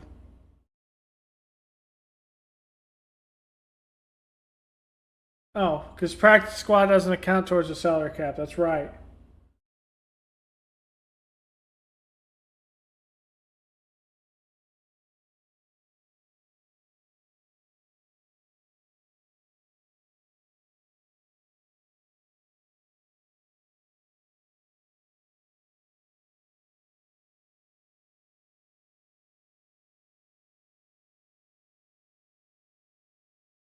So, I don't know.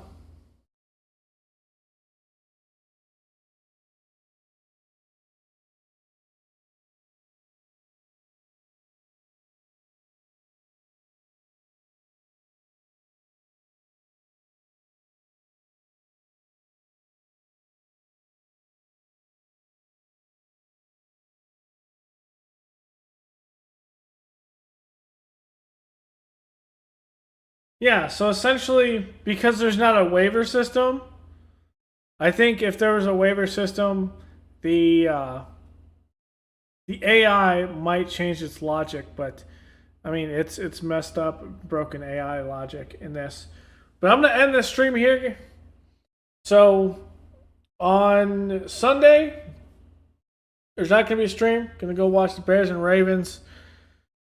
I'll probably be back like a lot later than what the primetime game is, and then on Monday, be back. And Monday's game is let me look at what Monday's game is.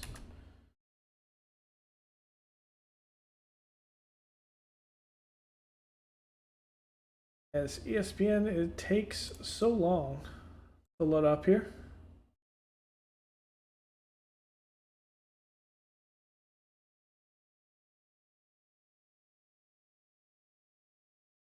That's a good thing to see when you pull up ESPN. Shohei Ohtani got the AL MVP. I could definitely see why. The guy's an absolute beast. So, Monday is New York and Tampa Bay. And that's the New York Giants. And then we roll into week 12 with all of the games on Thanksgiving, which is the Bears. So we won't be, I probably won't be streaming for that Thursday, those Thursday games. But the Sunday and Monday night matchup definitely will. So thanks for hanging out. I think in the foreseeable future, with Halo Infinite coming up in about 2 weeks. Actually, about 3.5, 4 weeks coming up. I'm gonna start cutting through some of the previous Halo games on PC and kind of going through that. So just watch the YouTube community section for those live streams. Otherwise, I'll see you guys later.